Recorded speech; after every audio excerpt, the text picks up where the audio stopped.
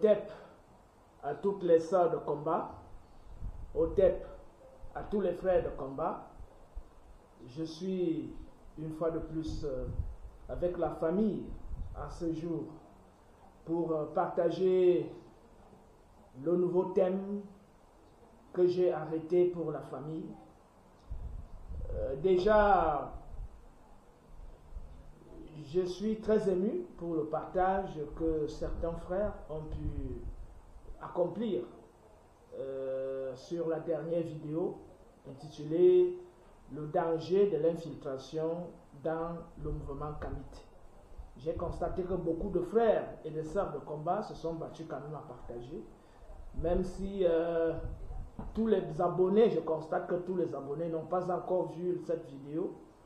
Et je peux aussi comprendre que suite aux occupations, multiples occupations des uns et des autres, des unes et des autres, et certains n'aient pas pu avoir le temps de suivre cette vidéo. Et j'espère que les jours d'ici les jours qui viennent, les uns et les autres, les unes et les autres pourront se donner juste un petit moment pour partager ces informations que j'ai diffusées à l'attention de tous les frères et de toutes les sœurs Kamit.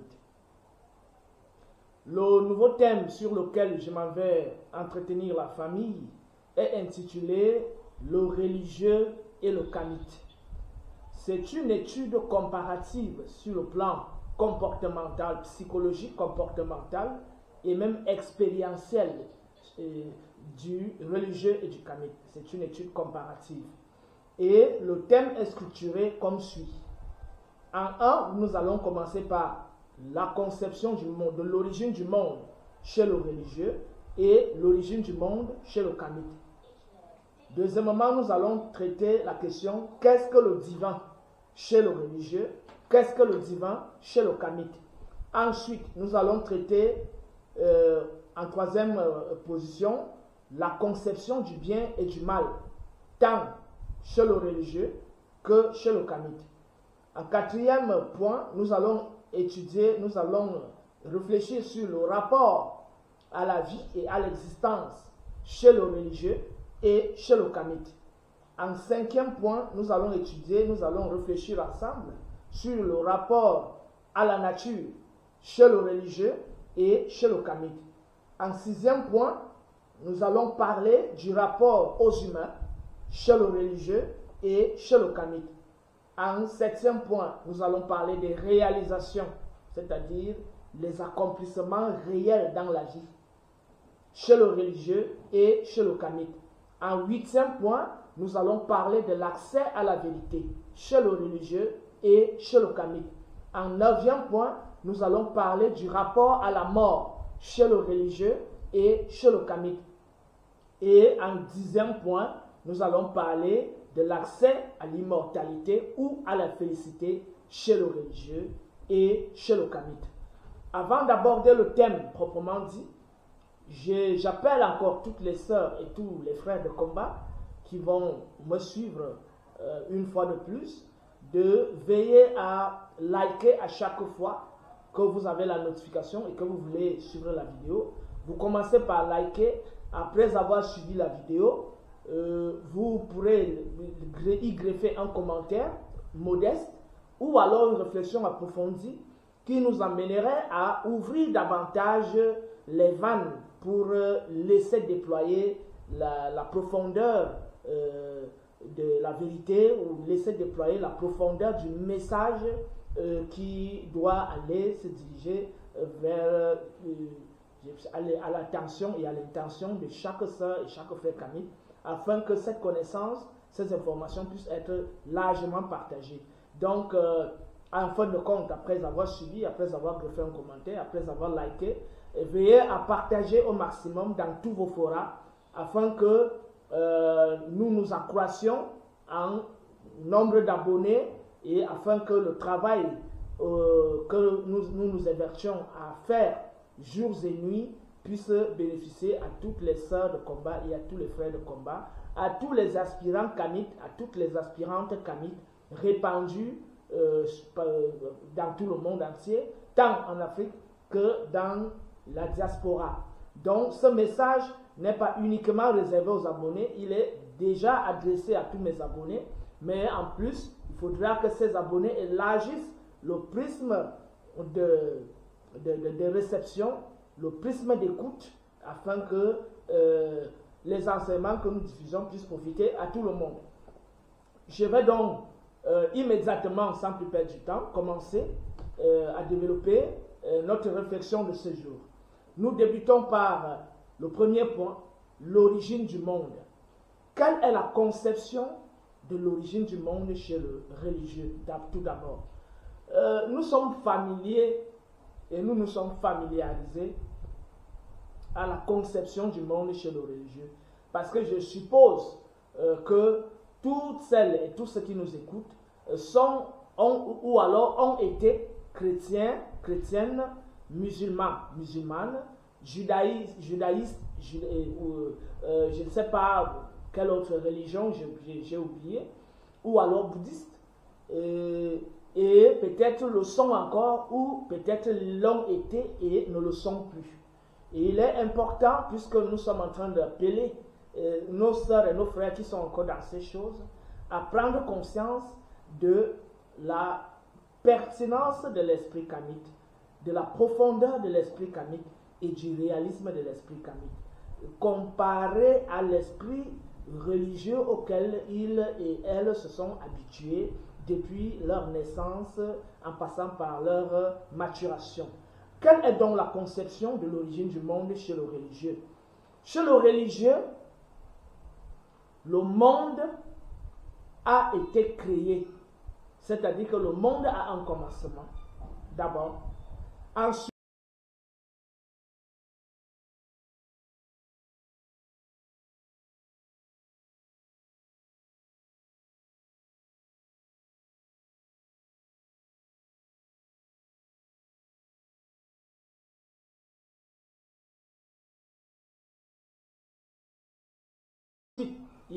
ce commencement est dû à la création d'un Dieu séparé du monde.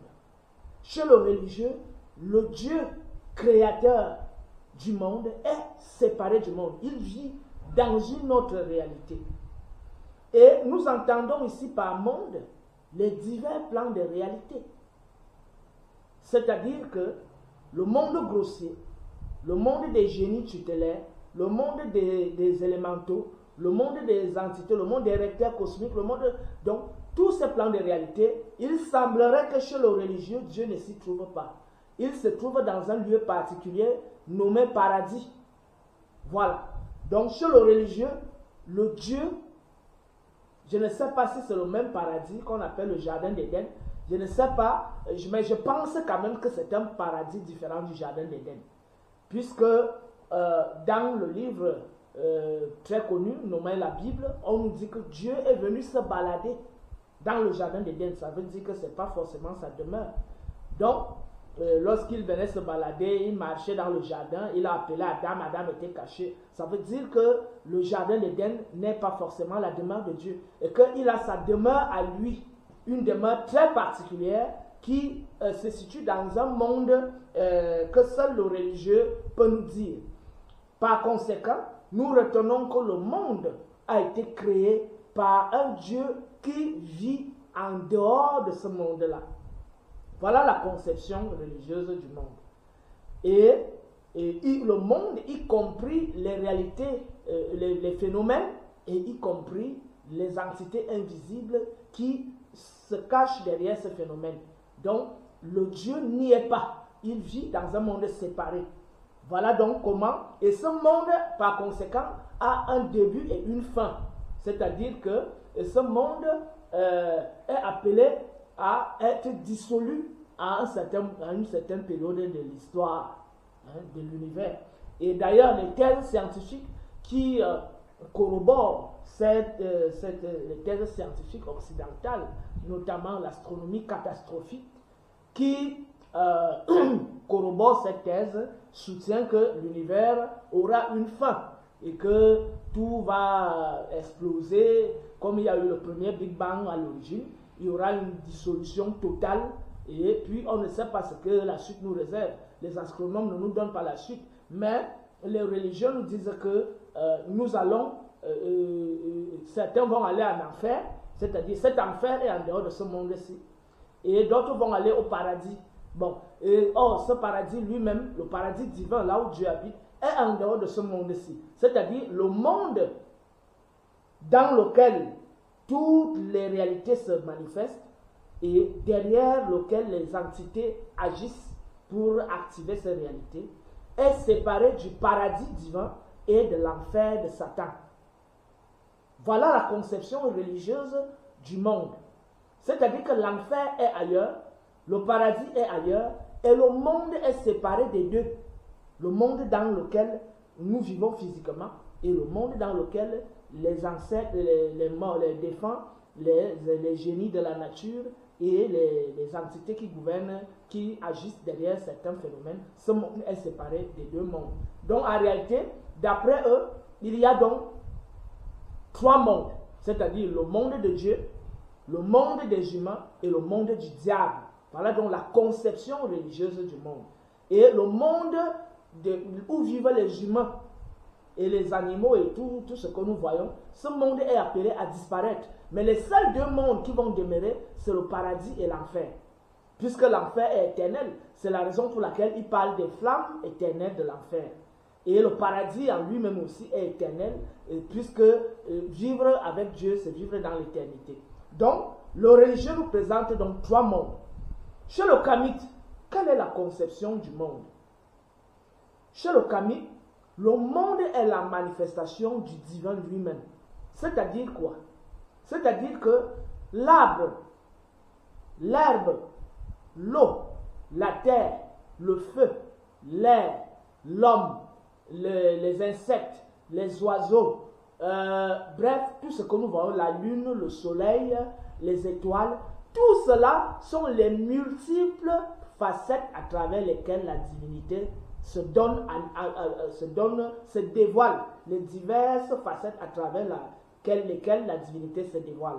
Mais la divinité elle-même, dans la pensée kamique, elle agit la force intelligente qui anime donc toutes ces réalités manifestées. Et je reprends. Chaque réalité manifestée dans la réalité est l'une des facettes qui dévoile l'un des aspects de la divinité. Et chacune des facettes, notamment moi, toi qui m'écoutes, l'eau, le feu, la terre, le corbeau, le perger, le grillon, le cancrelat, le ver de terre, le lion, la panthère, le soleil, la lune, les étoiles et toutes les autres planètes sont chacune, c'est-à-dire chacune de ces réalités est une manifestation particulière de la nature divine.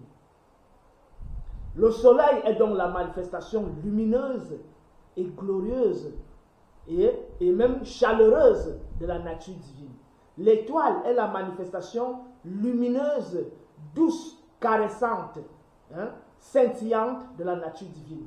La lune est la manifestation miroitante, onirique et passionnelle de la nature divine. L'eau est la manifestation magnétique et électrique et même liquide et même translucide de la nature divine. L'air est la manifestation de la force, de la puissance agissante, rassemblante et dispersante de la nature divine, etc., etc. Chacun de nous, moi qui parle, tout abonné, je suis la manifestation de la mission que je dois accomplir en cette existence-ci, c'est-à-dire le dessein que la divinité a voulu accomplir en cette existence-ci. C'est ce dessein que je suis en train d'accomplir. Donc chacun de nous est assigné à une mission et chacun de nous est animé, nourri, infusé, instruit par la force intelligente de la divinité qui repose en chacun de nous. Et chacun de nous porte cette parcelle divine, y compris les plantes, y compris les végétaux, je vais dire y compris les minéraux, y compris les végétaux, y compris tous les animaux, y compris les astres et y compris les éléments. Voilà donc la conception kamique de l'origine du monde. C'est-à-dire le monde est un surgissement, est une manifestation multiple dans ces diverses facettes de diverses qualités de la divinité. des diverses fonctions qui reposent dans la divinité, des diverses caractéristiques de la divinité. Chacun de nous est donc une fonction, une caractéristique, une qualité, une manifestation de la divinité. Par conséquent, nous ne sommes pas séparés du divin, parce que je suis divin, tant dans mon plan phénoménal, dans mon apparence, que sur le plan de la pensée, sur le plan des actes, sur le plan des paroles, sur le plan des agissements. La même chose avec le baobab, la même chose avec le corbeau, la même chose avec le perroquet, la même chose avec le ver de terre, la même chose avec le cancrelat. Mais à chacun, en fonction de la portion d'intelligence qu'il a réussi, en fonction du niveau de conscience dans lequel telle existence se retrouve, dans telle classe de règne cette existence se retrouve. C'est donc ainsi que la sagesse divine se manifeste en chacun de nous et nous faisons tous donc l'orchestre de la divinité dans la totalité. Tous nos actes, toutes nos pensées, tous nos agissements, tous nos accomplissements convergent donc vers un orchestre global qui joue donc la symphonie unique, c'est-à-dire qui manifeste la sagesse divine en soi. Voilà comment le kamique se considère l'origine du monde. L'origine du monde n'est donc pas quelque chose qui se fait en dehors de Dieu. L'origine du monde, c'est la manifestation en soi-même. Et cette manifestation s'opère comme une respiration, c'est-à-dire une expansion et une absorption en vue d'une nouvelle expansion, c'est-à-dire cette absorption retourne vers la source afin de se régénérer et se redéployer à nouveau. Net comme se passe la respiration, net comme se passe la régénération de la peau, la nuit du serpent, net comme se passe la mort et la renaissance, net comme se passe les battements de cœur, etc., etc., y compris le mouvement de l'acte sexuel, ce va-et-vient, qui, le va est la manifestation, la propulsion. Lorsque la force se déploie jusqu'à la périphérie, elle se solidifie et elle perd le seuil d'énergie. Et lorsque ce seuil d'énergie est perdu, cette force tend, cette substance solide tend à se dissoudre afin de revenir vers la source originelle en vue de se régénérer et être redéployé à nouveau. C'est comme ça que le négro-africain comprend l'origine du monde. Donc le monde n'a pas une origine absolue et le monde n'a pas une fin absolue. Le monde est une respiration éternelle. Et le divin est en toute chose. Toute chose est baigne dans le divin. Toute chose est animée par le divin et toute chose est instruite par le divin. Le divin est donc en soi ce sans forme, cette force intelligente sans forme qui forme et informe toute chose. Voilà comment le kamique comprend le divin. C'est pour cela que pour le kamique, l'herbe est divine, l'arbre est divin, le chimpanzé est divin, le cafard est divin, le moustique est divin, l'homme est divin, la lune est divine, le soleil est divin, la terre est divine, Jupiter, Mars, les étoiles, tout ça est divin. Mais divin degré par degré, en fonction du niveau d'élévation et en fonction du niveau de dégénérescence. Car le divin est la totalité. Donc la source est le magma primordial, l'énergie, la force primordiale reposant en elle-même. Et à chaque fois que cette force se déploie, elle prend conscience en elle-même. Elle prend conscience d'elle-même et au fur et à mesure, la conscience évolue. C'est la raison pour laquelle, partant de la conscience minérale, en passant par la conscience végétale, en passant par la conscience animale et en terminant par la conscience astrale, la conscience se déploie en fonction de l'élévation de chaque règne. C'est donc ainsi que même parmi les humains, en fonction du niveau de vertu, l'humain naîtra dans une prochaine existence s'il n'a pas accompli sa mission sur Terre en tant qu'être plus existant, plus intelligent que les autres humains. Pourquoi? Parce qu'en lui, il porte la lumière. La lumière est l'intelligence est la clarté en soi. La lumière en soi qui nous porte vers une meilleure compréhension, vers une pénétration des choses subtiles, vers une subtilité d'esprit, vers un esprit qui pénètre tout, même le lourd, même l'épais, afin de saisir la quintessence de chaque chose. Donc, les existants deviennent de plus en plus intelligents en fonction du niveau de vertu qu'ils cultivent en eux-mêmes et à travers des incarnations de mieux en mieux vers l'élévation et à travers l'ascension vers les cycles lumineux. De même, celui qui a moins de vertu, il ternit la lumière en lui et il sombre de plus en plus dans les ténèbres afin de retourner dans le magma primordial en vue de recommencer le cycle de naissance. Voilà donc comment le kami comprend l'origine du monde. Le monde n'a donc pas une fin absolue et un début absolu, un commencement absolu, comme chez le religieux. Nous passons maintenant au niveau de qu'est-ce que le divin. Nous avons commencé à répondre à cette question en disant dans la pensée kamique que le divin est déjà le monde lui-même, mais le divin manifesté. Et le divin non manifesté est la force qui repose en elle-même, la force intelligente qui repose en elle-même, qui n'a pas de forme, qui n'a aucune forme, qui n'a aucune possibilité de représentation et qui est inconnaissable, qui est insondable, je veux dire, sur le plan de la visibilité et de la représentativité. Cette force ne peut être que sensible au niveau de la perception. Et elle n'est donc pas accessible à aucune, possible représentation. Ça, c'est d'après la vision kamique. Chez le religieux, Dieu est une personne qui vit dans un monde séparé, qui a des émotions, qui se fâche, qui se met en colère, qui peut se choisir un peuple, c'est-à-dire un peuple élu, qui peut se choisir un prophète, qui peut se choisir un fils unique. Donc, ça c'est la conception religieuse de la nature divine. C'est-à-dire que chez eux, Dieu est une personne. Alors que chez le kami, Dieu ne saurait être... Et quand il faut que nous apportions davantage de précision. Quand nous disons que chez le religieux, Dieu est une personne, dans quel sens? Dans le sens où Dieu a même fait quelque chose en son image. C'est quoi? C'est l'homme. C'est-à-dire que seul l'homme est à l'image de Dieu. Ça veut dire que le soleil n'est pas à l'image de Dieu. Ça veut dire que le feu n'est pas à l'image de Dieu. Ça veut dire que l'eau n'est pas à l'image de Dieu. Ça veut dire que le cafard n'est pas à l'image de Dieu. La souris n'est pas à l'image de Dieu. Le serpent n'est pas à l'image de Dieu. L'arbre n'est pas à l'image de Dieu. Les herbes ne sont pas à l'image de Dieu. L'eau n'est pas à l'image de Dieu. L'air n'est pas à l'image de Dieu. Mais nous nous posons une simple question. Comment quelque chose qu'on appelle Dieu, qui aurait donc une image humaine, c'est-à-dire une forme, qui dit image dit forme.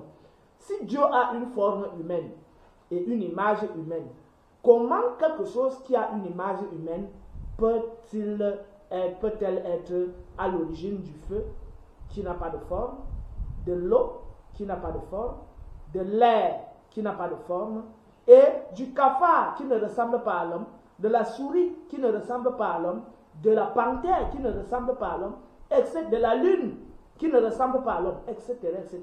Nous nous posons cette question, et c'est une question fondamentale, dans la mesure où, si le Dieu des autres a donc une forme humaine, il faudra qu'on nous explique comment il a pu créer des choses qui ne lui ressemblent pas.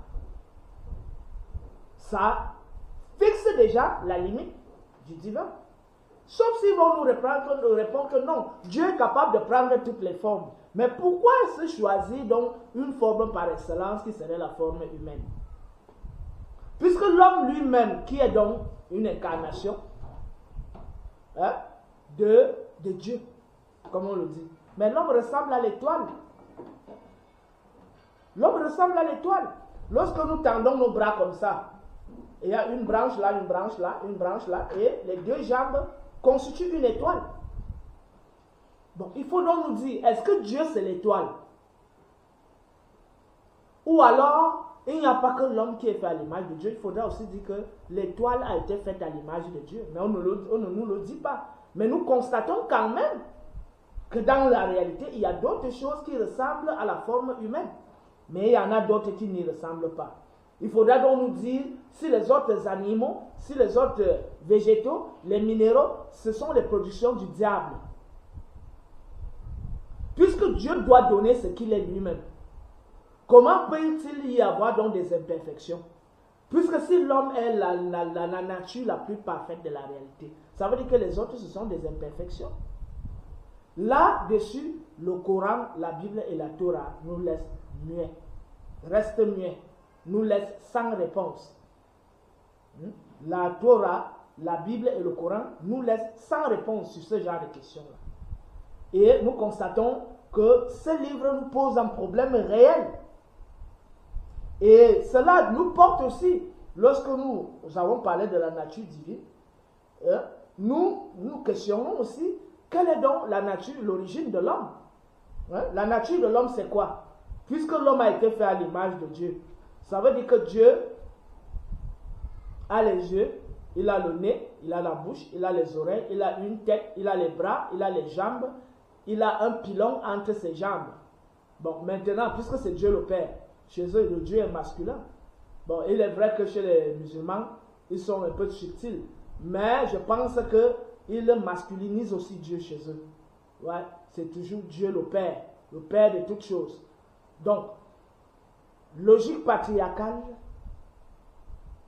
sublimée et élevée à la divinité. C'est-à-dire, le fait que cette spiritualité se soit développée au milieu d'une société patriarcale, cette spiritualité revêt donc une coloration patriarcale où le Dieu est masculin. Chez le Kami, le Dieu, c'est d'abord la divinité en elle-même, est la force intelligente. Et cette force n'a aucune forme. Mais la première manifestation du divin, c'est quoi? C'est la matrice au sein de laquelle reposent les ondes primordiales, qu'on appelle Nun, qui est le symbole féminin. Ça veut dire quoi? Ça veut dire que dans la pensée kamique, dans la vision kamique et même dans la vision de l'univers, ce qui est à l'origine, c'est une matrice au sein de laquelle reposent les ondes primordiales, ce que les autres appellent les eaux primordiales. Et c'est du sein de cette matrice que jaillit Atum-Ra. Atum-Ra, c'est-à-dire la double spirale, mâle-femelle, père, mère, père. C'est ça Atum-Ra. Donc, c'est de cette double spirale qu'il y a donc polarisation et c'est de là que surgit le principe femelle et le principe mâle. Mais il faut préciser que c'est Atum-Ra qui est la double spirale qui a une polarité en elle-même, surgit de la matrice originelle qui est Nun. Or, cette matrice, avec les ondes ou les eaux qui s'y trouvent, c'est justement le symbole de l'utérus de la femme. Est-ce que l'homme a l'utérus dans son sang? Non. Lorsqu'on voit l'utérus de la femme, à l'intérieur, c'est effectivement la matrice. Et il y a des os à l'intérieur de l'utérus. Et c'est au sein de ces os que le bébé évolue. C'est ce qu'on appelle le liquide amniotique. Et c'est la raison pour laquelle, avant la naissance du bébé, cette poche d'eau doit se percer avant que le bébé n'émerge, avant que Atum n'émerge du ventre, du sein de Nun. Donc, cela montre que c'est le principe féminin qui est donc le rassemblement, parce que le principe féminin est même symbolisé par le cercle et la sphère. C'est pour ça que l'ovule est sphérique, c'est pour ça que les ovaires sont sphériques, c'est pour ça que le vagin de la femme est sphérique, c'est pour ça que l'utérus même qui porte le sang est sphérique, c'est pour ça que la poche, l'enveloppe où le bébé repose avec les os, tout ça est sphérique. C'est donc le symbole du féminin. Or, le symbole du masculin, c'est la ligne, c'est la flèche, c'est le phallus, c'est l'obélisque, c'est la colline. C'est ça le symbole masculin, c'est-à-dire le membre viril. Donc, alors que le symbole féminin est un point au centre avec une sphère. Voilà le symbole féminin. Et donc, c'est de cette sphère, de cette matrice, que jaillit donc la première forme primordiale qu'on appelle Atum-Ra, et au sein de laquelle il y a une polarité féminine et une polarité masculine. Et sur le plan scientifique, ça s'explique à savoir que le chromosome XY sort du chromosome XX. Et l'ADN mitochondrial est plus ancien que l'ADN nucléaire. Et c'est de l'ADN mitochondrial que l'ADN nucléaire surgit. Par conséquent, l'ADN mitochondrial, symbole féminin, l'ADN nucléaire, symbole masculin, cela montre à suffisance que c'est de la femme que le masculin sort. C'est du féminin que le masculin sort. Et même sur le plan phénoménal, jusqu'à aujourd'hui, oui, on va nous dire que c'est à travers le coït, c'est-à-dire l'union sexuelle entre l'homme et la femme, que l'enfant naît. Mais la femme accouche, le garçon et la fille. L'homme accouche quoi? Rien du tout. La femme est plus complète que l'homme parce que la femme a ce que l'homme n'a pas. Chez la femme, son membre viril, c'est son clitoris. Mais elle a un vagin que l'homme n'a pas. Elle a un utérus que l'homme n'a pas. Donc, elle a des choses en plus que l'homme n'a pas. Elle a donc une nature plus complexe que celle de l'homme. Ce qui montre à suffisance que la femme est primordialement issue du principe primordial féminin.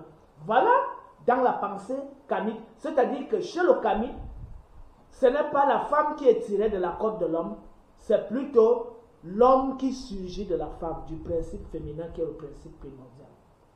Donc chez le religieux, il croit aux absurdités selon lesquelles Dieu a fait endormir Adam et il a pris une côte pour fabriquer la femme. Mais nous constatons aujourd'hui qu'aucun homme, aucune femme ne manque de côte. Toutes nos côtes sont paires, complètes.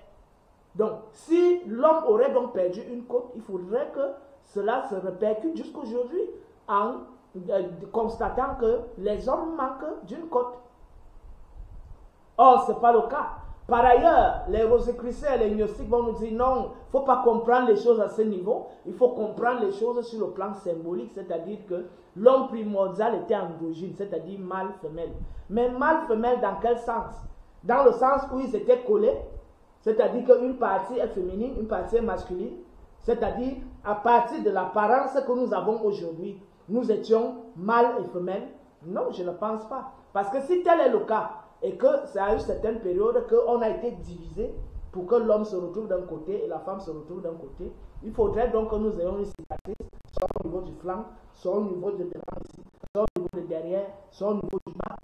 Pour nous montrer la cicatrice, puisque les symboles rosicruciens qu'on nous présente toujours, on nous montre toujours les gens, les pieds tendus, les pieds, plusieurs mains, pour dire qu'il y a une femme derrière et un homme derrière. Tout cela, c'est de la manipulation pure et simple. Si on suppose qu'un principe avait une polarité en son sein, c'est le principe sphérique. Et c'est le principe circulaire. Et ce n'est qu'au sein de ce principe circulaire qu'il y a donc possibilité d'expansion des rayons et de la spatialisation. En réalité, il s'agit de la spatialisation de la lumière. Et la première spatialisation partant du centre s'étend vers une extrémité et l'autre s'étend vers l'autre extrémité. C'est ça qu'on appelle la polarisation. Et donc, il y a donc multipolarisation et c'est ça qui engendre donc la complexité des formes. Si c'est dans ce sens, on peut se comprendre. Mais si c'est dans le sens où l'homme tel que nous le voyons aujourd'hui et la femme telle que nous la voyons aujourd'hui, les deux étaient collés et qu'un temps Dieu a pris l'épée pour les fendre et en faire un homme, ça devient un problème. Ils vont même parfois plus loin. Je parle des rosicruciens et des gnostiques et parfois des francs-maçons. Ils disent que, et même les kabbalistes, ils disent qu'il y a eu 3 types d'androgynes. C'est-à-dire un androgyne mâle-mâle, un androgyne femelle-femelle, et il y avait un androgyne intermédiaire, c'est-à-dire un androgyne mâle-femelle. Et donc, Dieu a gardé l'androgyne mâle-mâle et l'androgyne femelle-femelle dans le paradis. Et c'est l'androgyne femelle-mâle ou mâle-femelle que Dieu a fait descendre, a fait chuter sur la terre. C'est la raison pour laquelle eux, qui sont donc des grands initiés, ils partent contempler donc ces androgynes mâle-mâle et femelle-femelle dans les plans supérieurs. Et c'est cela qui justifie donc les pratiques de l'homosexualité. Pour dire que les homosexuels sont les êtres les plus élevés. Ça, c'est la conception pervertie des septiens, de l'ordre des septiens. Et je pense que j'ai suffisamment développé une pensée sur la cosmologie de l'ordre des septiens. Et j'invite les frères et les sœurs d'aller réécouter cette série de vidéos. Donc, pourquoi je le dis? Pourquoi je dis que c'est des pseudo-spiritualités? Tout simplement parce que l'un des grands mystiques prisés et respectés par ces mêmes ordres, notamment les gnostiques, les rosicruciens, les francs-maçons, nommé Platon, était un initié. Il le considère comme l'un des grands initiés. D'ailleurs, il est cité dans le livre des Doigts Churés, intitulé Les grands initiés. Donc, ils ne peuvent pas contester ce que je viens de dire. Mais leur maître à eux-mêmes, l'un de leurs maîtres qu'on appelle Platon, est clair là-dessus. Il dit que certains mythes ont été créés pour justifier les perversions de l'humain. Et il parle des Crétois, le mythe de Zeus et de Ganymède notamment, c'est-à-dire le mythe homosexuel. La même chose avec d'autres mythes, notamment sur Apollon et autres, pour justifier la perversité du peuple. Et il dit donc que cela n'est pas fondé ontologiquement, c'est-à-dire que sur le plan spirituel, sur le plan ontologique, cela n'est pas vrai. Et que c'est juste les fantasmes humains qui ont donc été érigés en mythe et en cosmogonie pour justifier leurs actes pervers. Ça, c'est Platon qui le dit dans son ouvrage Le Phèdre. Et dans son dernier ouvrage, l'ouvrage de maturité intitulé Les Lois, il condamne fermement l'homosexualité. Voilà donc l'un de leurs maîtres qui disait que le grand maître Platon, qui condamne finalement, quand il est déjà mature, il condamne l'homosexualité. Et avant ce texte qu'on appelle Les Lois, qui est un texte de plus de 700 pages, il dit déjà clairement dans le Phèdre que les mythes, certains mythes ont été créés de toutes pièces. Et dans mon article, je le répète toujours, c'est un article très intéressant. Ceux qui veulent le lire, ils sont pas vous, tout le monde n'est pas obligé de lire, hein. Mais je précise quand même que dans cet article, je dis beaucoup de choses très intéressantes. Ceux qui s'y intéressent peuvent nous contacter plus tard. Je ne vais pas m'attarder dessus. Donc cela montre à suffisance que toute cette tendance de dire qu'il y a eu des androgynes mâles, des androgynes femelles, tout ça, ce sont des fictions. Puisque leur maître Platon contredit même déjà ça. Et dit que les 5 mythes ont été inventés. Et que les principes ne peuvent être que complémentaires, c'est-à-dire femelles et mâles, afin que leur fusion puisse être une perpétuation des espèces.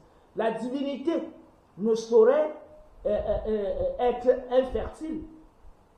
C'est d'ailleurs la raison pour laquelle, dans le quaternaire nubo-égyptien, Osiris, Isis, Seth et Nephthys, il y a la résolution au problème. C'est-à-dire qu'il y a un couple fertile, Osiris et Isis, qui procrée. Et ce couple a pour rôle de perpétuer l'espèce, de régénérer la vie, de créer l'équilibre, l'ordre et l'harmonie. Dans l'autre couple, il y a un élément qui apporte du désordre, notamment le principe 7, qui est donc le principe de l'infertilité, dans la mesure où c'est une sexualité désordonnée, une sexualité qui se borne au plaisir, une sexualité qui se borne à la conquête, à des conquêtes stériles, sans production possible. C'est la raison pour laquelle ce type de sexualité peut donc déboucher vers l'homosexualité. Car une sexualité désordonnée qui n'a pas un but élevé est une sexualité qui ne vise que la satisfaction des désirs et des plaisirs. Et ce désir peut être le désir de pouvoir, peut être le désir de richesse, peut être un désir pur et simple, qu'on appelle un plaisir. Donc, il y a cette polarité qui est une polarité désordonnée qu'il faut donc rectifier. Or, chez Nephthys, cette polarité, nos ancêtres la rattrapent parce que dans le texte de plus tard que de Chéronée, intitulé d'Isis et d'Osiris, il est clairement dit là-bas que le fils d'Osiris et de Nephthys, c'est Anubis. Donc, de même, le fils d'Osiris et d'Isis, c'est Horus. De même, le fils d'Osiris et Nephthys, c'est Anubis. Donc, en réalité, Osiris a 2 fils, Horus et Anubis. Et ce sont ces 2 fils qui accomplissent le mystère de la régénération, le mystère de la résurrection, par la participation de Isis et de Nephthys. Seth ne figure pas dans le mystère de la résurrection, mais Seth figure dans le mystère de la mort. Et ça montre donc que les énergies septièmes sont des énergies temporelles qui ne transcendent pas le temps, qui ne sont pas perpétuelles. Seth est donc symbolisé comme le principe de pesanteur, le principe de lourdeur, le principe d'épaisseur, le principe d'ego, le principe d'individualisme et le principe de volonté de puissance. C'est en cela que Seth est symbolisé, en soi. Donc, nous revenons sur la naissance des humains en disant que les humains, d'après les textes kamites, sont des émanations divines. C'est pour ça que dans le livre de la vache du ciel, il est dit que les hommes ont été créés sur la base des larmes de Dieu. C'est-à-dire, pleurer, c'est être en travail. Accoucher, c'est être en travail. Travailler, c'est être en travail, c'est-à-dire ce qui fait transpirer, ce qui fait dépenser l'énergie. Et ça signifie tout simplement les émanations, ce qui sort d'eux. Ce qui sort d'eux. Sur le principe fondamental que j'ai évoqué, à savoir l'eau, la répulsion, la poussée et la rétention. Le mouvement respiratoire va et vient. C'est sur la base de ce mouvement que se produit donc une puissance régénératrice qui à chaque fois déploie et reprend les mesures. C'est sur la base de ça. Donc l'homme est une émanation divine. Lorsque j'ai dit cela, il faut que je précise une autre chose. Quand on dit que c'est la larme d'Amon-Ra, ça veut dire quoi? Ça veut dire que Ra, qui est la lumière, émet une vibration qui, en diminuant de vibration, devient l'air, le vent, le souffle. Et l'air, en diminuant de vibration, devient l'eau. Et cette eau est aussi symbolisée par quoi? Par la lune. La lune est donc le rapport entre l'eau et l'air. Et c'est pour ça que la lune est comme le miroir du soleil. De même que l'eau est comme le miroir à travers lequel le soleil se mire. Donc, la lune, miroir du soleil, c'est d'ailleurs la raison pour laquelle la lune ayant un rapport très étroit avec l'eau, pendant la période de la pleine lune, il y a les marées hautes. Pendant la période de la pleine lune, il y a l'émotivité, c'est-à-dire que la sexualité est activée. Et pendant la période de la pleine lune, c'est la montée de la fertilité chez la femme. C'est en ce moment que la femme peut être fécondée. Or, qu'est-ce qui fertilise la terre? C'est la descente des eaux, c'est-à-dire la pluie. C'est elle qui fait germer la graine, avec l'activité des rayons solaires. Donc, à tous les niveaux, nous voyons donc que l'eau et la lune ont un rapport. C'est le symbole féminin. Et lorsque le rayon baisse donc de vibration, il se retrouve dans cette condensation. Et le germe commence donc à croître. Ce germe qui prend corps une certaine identité au niveau de la lune, tombe sur terre sous l'effet de la pluie et avec de l'eau et le contact avec la terre, c'est ainsi donc que ce germe commence à croître. Et c'est sur la base de ça et le principe de métamorphose, partant des premiers germes primordiaux dans l'eau, puisque la vie sort de l'eau, même la science le dit aujourd'hui, à travers donc des diverses métamorphoses, cette vie parvient à revêtir un corps humain plus tard. Donc il y a ce principe d'évolution matérielle et ce principe d'évolution spirituelle qui se passe. Nous entendons par évolution ici la descente de plus en plus vers des lourdeurs, vers des pesanteurs et vers l'obscurcissement. Et en même temps, plus tard, il y a une resublimation vers cette élévation lumineuse, vers cette élévation radieuse, resplendissante. Donc c'était toujours un mouvement de va-et-vient, un mouvement de va-et-vient, net comme le cycle de l'eau se produit. Donc, lorsque j'ai fini d'expliquer ça, nous finissons donc par conclure que l'homme lui-même est une émanation divine et qui commence par être l'œuf, c'est-à-dire cette double spirale qui se divise pour produire le mâle et le femelle, et c'est à partir de ça qu'il se recompose pour produire autre chose. C'est d'ailleurs ainsi qu'on peut observer qu'au sein de la femme, l'œuf évolue, après ça devient un lézard, c'est-à-dire un reptile, après il y a mitose, transformation, et puis l'homme apparaît. Donc net, comme à peu près la théorie darwinienne qui nous est relatée, mais incomplète, de manière incomplète, qui corrobore donc les thèses africaines, qui retiennent en ceci que les deux ancêtres de l'homme, les trois ancêtres de l'homme, c'est la pierre, d'abord à l'origine, notamment la pierre noire, et ensuite l'arbre, et enfin le chimpanzé. Voilà les trois parents directs de l'homme. Et ça montre quoi? Que l'homme est lié au minéral, il est lié au végétal, et il est lié à l'animal. Et c'est au sein du règne animal qui revêt donc la forme que nous avons ici à travers le principe d'évolution et d'adaptation aux conditions climatiques, c'est-à-dire au temps. Et maintenant, je voulais ajouter autre chose, à savoir que l'homme, dans la pensée kamite, est donc effectivement le symbole de la nature unifiée, de la nature dans sa totalité. Pourquoi? Parce qu'en l'homme, il y a l'eau qui est le sang. En l'homme, il y a les eaux qui sont les pierres. En l'homme, il y a la terre qui est la chair et la peau. En l'homme, il y a la lune, l'œil gauche, et le soleil, les doigts. En l'homme, il y a l'éruption volcanique, c'est-à-dire l'éjaculation pendant le coït sexuel et la jouissance. En l'homme, il y a le feu, c'est-à-dire ce qui réchauffe, ce qui fait en sorte que le corps de l'homme chauffe. Car ce qui en l'homme fait que le corps chauffe, lorsque cela se retire, le corps devient froid et glacé. Et en cela, on dit que l'homme est mort. Parce que le principe qui était en lui, qui produisait la chaleur, a quitté le corps. C'est ça qu'on appelle l'esprit, le feu. Donc en l'homme, il y a le feu. En l'homme, il y a l'air, c'est-à-dire sur la base du principe de respiration. Et vous voyez donc que tous ces éléments qui sont les éléments de la nature se retrouvent en l'homme. Et donc comment pourrait-on dire que Dieu est séparé de l'homme? Parce que la faculté de juger, de réfléchir, tout cela, c'est tout ça qui constitue le divin. C'est-à-dire la dimension matérialisée, manifeste, et la dimension cachée. C'est en cela qu'on dit donc que le divin est apparent et inapparent. En tant qu'apparence, il se manifeste sous de multiples formes.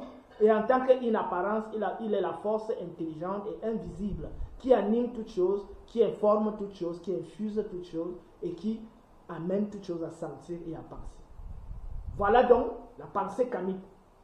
L'homme est donc une parcelle divine, autant que le lion, mais à des degrés et à des degrés et à des degrés de fréquence vibratoire et à des degrés de conscience. Et les réalités qui ont les consciences les plus élevées, ce sont les astres. Parce que ce sont des réalités brillantes, resplendissantes, translucides, transparentes en elles-mêmes. Car le corps, tant que cette lumière est à l'intérieur du corps, elle est aveuglée par l'épaisseur du corps. Mais lorsque cette lumière rayonne en elle-même, devient resplendissante en elle-même, elle est donc une pensée infinie, une pureté dans sa plus haute dimension. Quand j'ai fini de présenter donc ce que c'est que le divin et ce que c'est que l'origine de l'homme, nous voulons quand même revenir sur quelque part. Chez eux, l'origine de l'homme, Dieu a pris la boue, il a formé, il a donné une forme et puis il a soufflé. Donc, il a fabriqué cette boue d'après sa propre apparence, d'après sa propre image. Et puis, ça veut dire que cette boue est extérieure à Dieu. Et il a donc soufflé quelque chose et cette boue a commencé à marcher. C'est la raison d'ailleurs pour laquelle, lorsque l'homme meurt, il est poussière et il retourne à la poussière. Or, dans la pensée africaine, même cette poussière émet des vibrations, car ce qui est lourd, épais, vibre à une fréquence très basse. Et cette lourdeur, cette épaisseur est capable d'être resublimée, net comme le cycle de l'eau. L'eau est liquide, l'eau peut être glacée et l'eau peut être gazeuse. Donc, il y a plusieurs réalités qui se manifestent à partir d'une seule réalité. Donc, il n'y a pas que la poussière est en dehors de Dieu et la boue. Tout ça, c'est divin, mais c'est le divin manifesté. Mais le divin non manifesté, c'est donc la force animée et intelligente, invisible et sans forme. Nous avons donc terminé en présentant la nature divine et la nature humaine. Et nous n'allons pas trop nous étendre parce que chez le religieux, l'homme est constitué du corps, de l'âme et de l'esprit. Ils nous disent, ils ne parviennent pas à faire la distinction entre l'âme et l'esprit. Déjà, parce que en grec, l'esprit c'est nous et l'âme c'est ce qu'on pourrait qualifier de psyche. Bon, en latin, spiritus et anima rejoignent la même chose, c'est-à-dire ce qui est animé, ce qui bouge.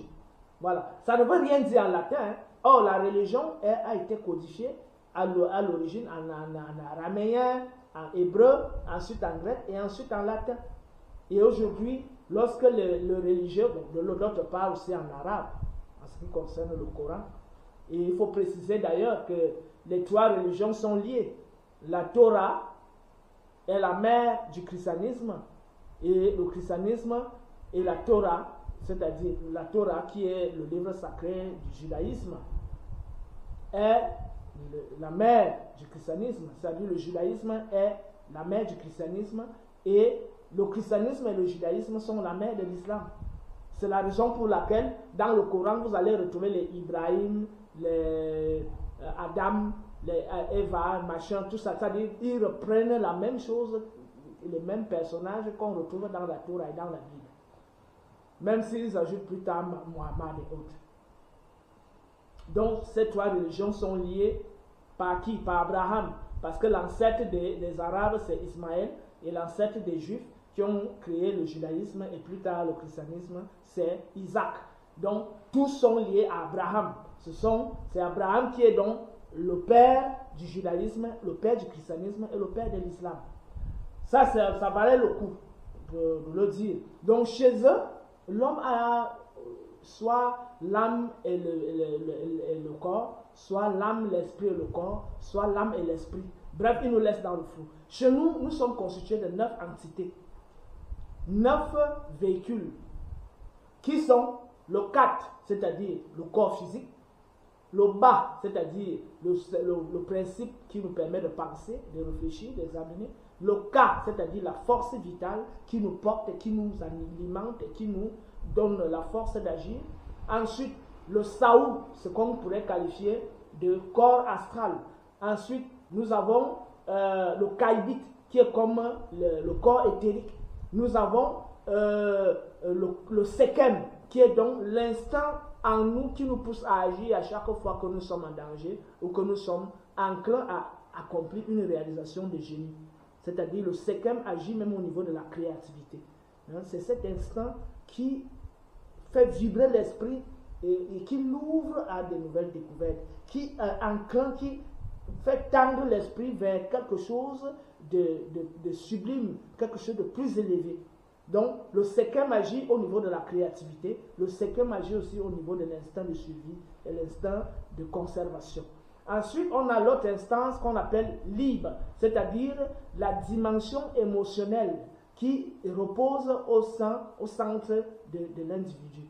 Ensuite, nous avons le principe qu'on appelle le REN, c'est-à-dire le nom, qui est l'identité codifiée, qui caractérise l'être et le comportement de l'individu, sur le plan existentiel bien évidemment. Et ensuite, nous avons le HAC, qui est donc le principe lumineux à l'individu, c'est-à-dire la lumière primordiale qui identifie donc l'homme à la quintessence divine. Voilà en réalité les diverses déclinaisons de la constitution de l'homme chez le Kamite. Elle est plus complexe que la conception religieuse, qui d'ailleurs est très floue, puisqu'on ne sait pas ce que c'est que l'âme, ce que c'est que l'esprit. Jusqu'à aujourd'hui, leur texte n'est pas clair, ne sont pas clairs là-dessus. Ni la Torah, ni la Bible, ni le Coran ne nous définissent pas en réalité ce que c'est que l'âme, ce que c'est que l'esprit. Bon, nous n'allons pas nous attarder dessus, nous évoluons très rapidement en attaquant le troisième point, à savoir la conception du bien et du mal. Chez le religieux, qu'est-ce qui est à l'origine du bien et qu'est-ce qui est à l'origine du mal? L'origine du bien et du mal, il nous le relate dans le mythe de la Genèse, où il est dit que Dieu a créé d'abord, avant de créer le monde, il a d'abord créé les esprits. Et donc parmi ces esprits, il y avait un grand esprit qui était porteur de lumière, qu'on appelait Lucifer. Et c'est de ce Lucifer qui, ayant chuté, est devenu Satan, que le mal, il a chuté. Pourquoi? Parce qu'il s'est rebellé. Il s'est rebellé contre Dieu. Et il s'est rebellé pourquoi? Parce qu'il estimait qu'il a assez de pouvoir et que ce pouvoir égale ceux de Dieu. Le Dieu qui l'a créé.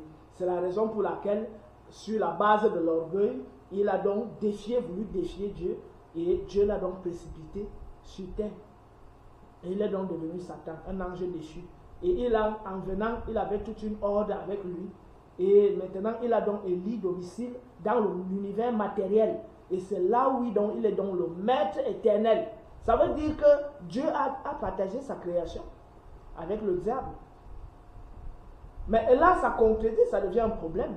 Parce que si il y a le paradis, comme nous l'avons dit, les trois mondes chez le religieux, c'est-à-dire le paradis, la demeure de Dieu, le monde-ci, la demeure des humains et des autres animaux et autres, et l'enfer. Finalement, l'enfer, c'est où? Puisque l'enfer est éternel et ce monde est appelé à disparaître. C'est pour ça qu'on parle des flammes éternelles de l'enfer. Donc, est-ce que Satan est en enfer? Est-ce qu'il est dans notre monde-ci? Ou alors est-ce qu'il est au paradis? Parce qu'en même temps, ces gens nous embarrassent encore. Dans le livre de Job, par exemple, ils nous disent que Satan part même au paradis pour aller causer avec Dieu. Donc Satan, lui, il est donc partout. Il est au paradis, il est sur terre et il est en enfer. Donc en réalité, le vrai maître du monde, c'est Satan. Et vous pouvez comprendre donc tous les travers et toutes les déviances dans lesquelles nous entraînent ces religions, notamment le judaïsme qui a créé la Kabbale, le christianisme qui a créé les mouvements gnostiques et rosicruciens, et l'islam, plus tard, qui a créé le djihad et tout ce que vous imaginez aujourd'hui. Vous voyez donc que cet extrémisme, cette perversion nous conduit à des actes que nous constatons aujourd'hui. Notamment les mouvements comme la franc-maçonnerie, les Rose-Croix, la franc-maçonnerie au sein de laquelle réside en maître la Kabbale juive, et les mouvements rosicruciens, notamment la Rose-Croix d'Or, au sein de laquelle réside le syncrétisme entre la pensée essénienne et le judaïsme, et les mouvements gnostiques qui ont hérité des mêmes tendances, pensée grecque, pensée juive et pensée romaine et autres, et même pensée essénienne. Bon, on va nous dire que non, les Esséniens, mais je me répète, les Esséniens ont opéré le syncrétisme entre le judaïsme et le culte d'Isis. Je le précise très bien dans la série de vidéos sur l'origine du christianisme. Je ne vais pas revenir dessus. J'ai parlé suffisamment des Esséniens et des premiers gnostiques du 1er siècle dans la série de vidéos sur l'origine du christianisme. Ceux qui veulent en savoir plus peuvent repartir là-bas, suivre ces vidéos. Je voulais donc montrer que l'origine du mal chez eux, c'est un ange déchu.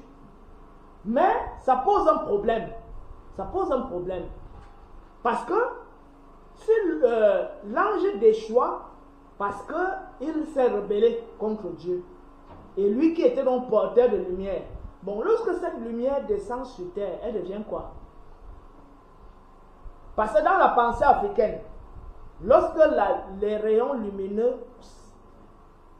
descendent, ça veut dire que ces rayons lumineux prennent, s'enveloppent des couches et des couches et des couches et des couches, baissent de fréquence vibratoire pour devenir ce qu'on appelle le solide.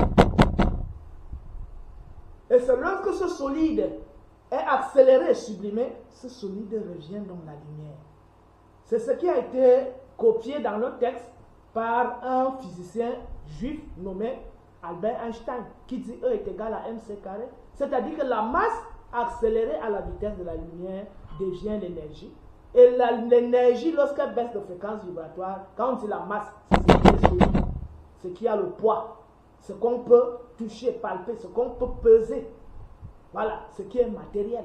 Donc la matière est lumière et la lumière est matière. Mais tout dépend de la fréquence vibratoire, soit accélérée, soit décélérée.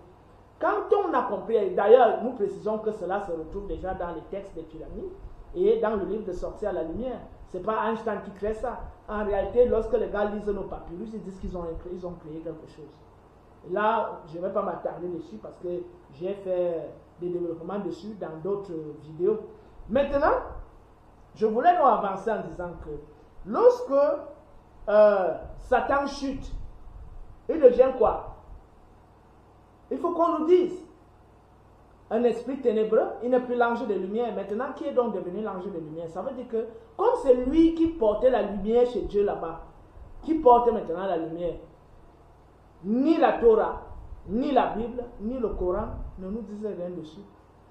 Ils ne nous disaient même pas que Dieu a créé notre ange de lumière qui a remplacé Satan.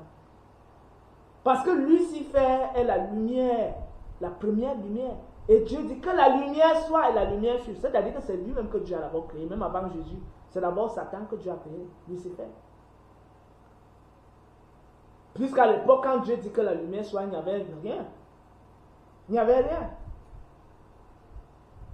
Je veux dire que il n'y avait que l'eau, le souffle et les ténèbres. Donc, il faudra qu'on nous dise qu'est-ce que la nature de Satan, quelle est actuellement la nature de Satan. Il n'est plus lumière, il est donc devenu quoi? Bon, il faudra qu'on soumette ça à la réflexion des religieux. Il faut que les religieux nous apportent des informations dessus. Quand on a couvert cette page-là, on ne va pas s'attarder dessus. Je vais donc évoluer en abordant la question notamment de la chute. L'homme, qui est un rayon divin, est devenu matériel. Parce qu'en descendant, il s'est incorporé des couches des éléments, c'est-à-dire la lumière, l'air, l'eau, la terre. Et c'est pour ça que dans la cosmogonie négro-africaine, on parle de Ra, la lumière, on parle de Chou, l'air, on parle de Tefnou, l'eau, on parle de Geb, c'est-à-dire la lumière astrale, et on parle de Geb, on parle de Nout, la lumière astrale, et on parle de Geb, le solide. C'est de tout ça que l'homme est constitué. L'homme physique que toi et moi nous sommes, la femme physique que tu es, toi qui m'écoutes actuellement. Donc, la pensée kamique est une pensée réaliste parce qu'elle colle à la réalité. Elle colle à la réalité. Donc, la chute, nous pourrons l'entendre ici au sens de l'incorporation des diverses couches qui finit par se constituer en matière.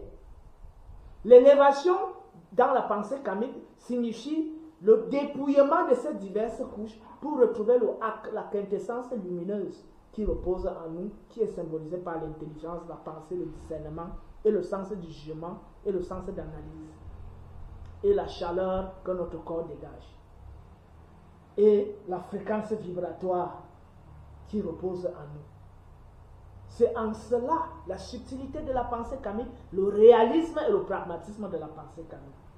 La chute ne saurait donc être pour nous une fatalité, mais la chute est pour nous une descente en vue d'une expérience, une descente en vue de l'accomplissement d'un dessein divin, c'est-à-dire de la réalisation de la sagesse divine dans son orchestre global. Étant entendu que chacun de nous joue un jeu de partition, joue une partition dans le grand orchestre de la sagesse divine. La sagesse s'exprime donc à travers les fonctions de chaque réalité. C'est-à-dire le rôle que le manguier a dans la réalité.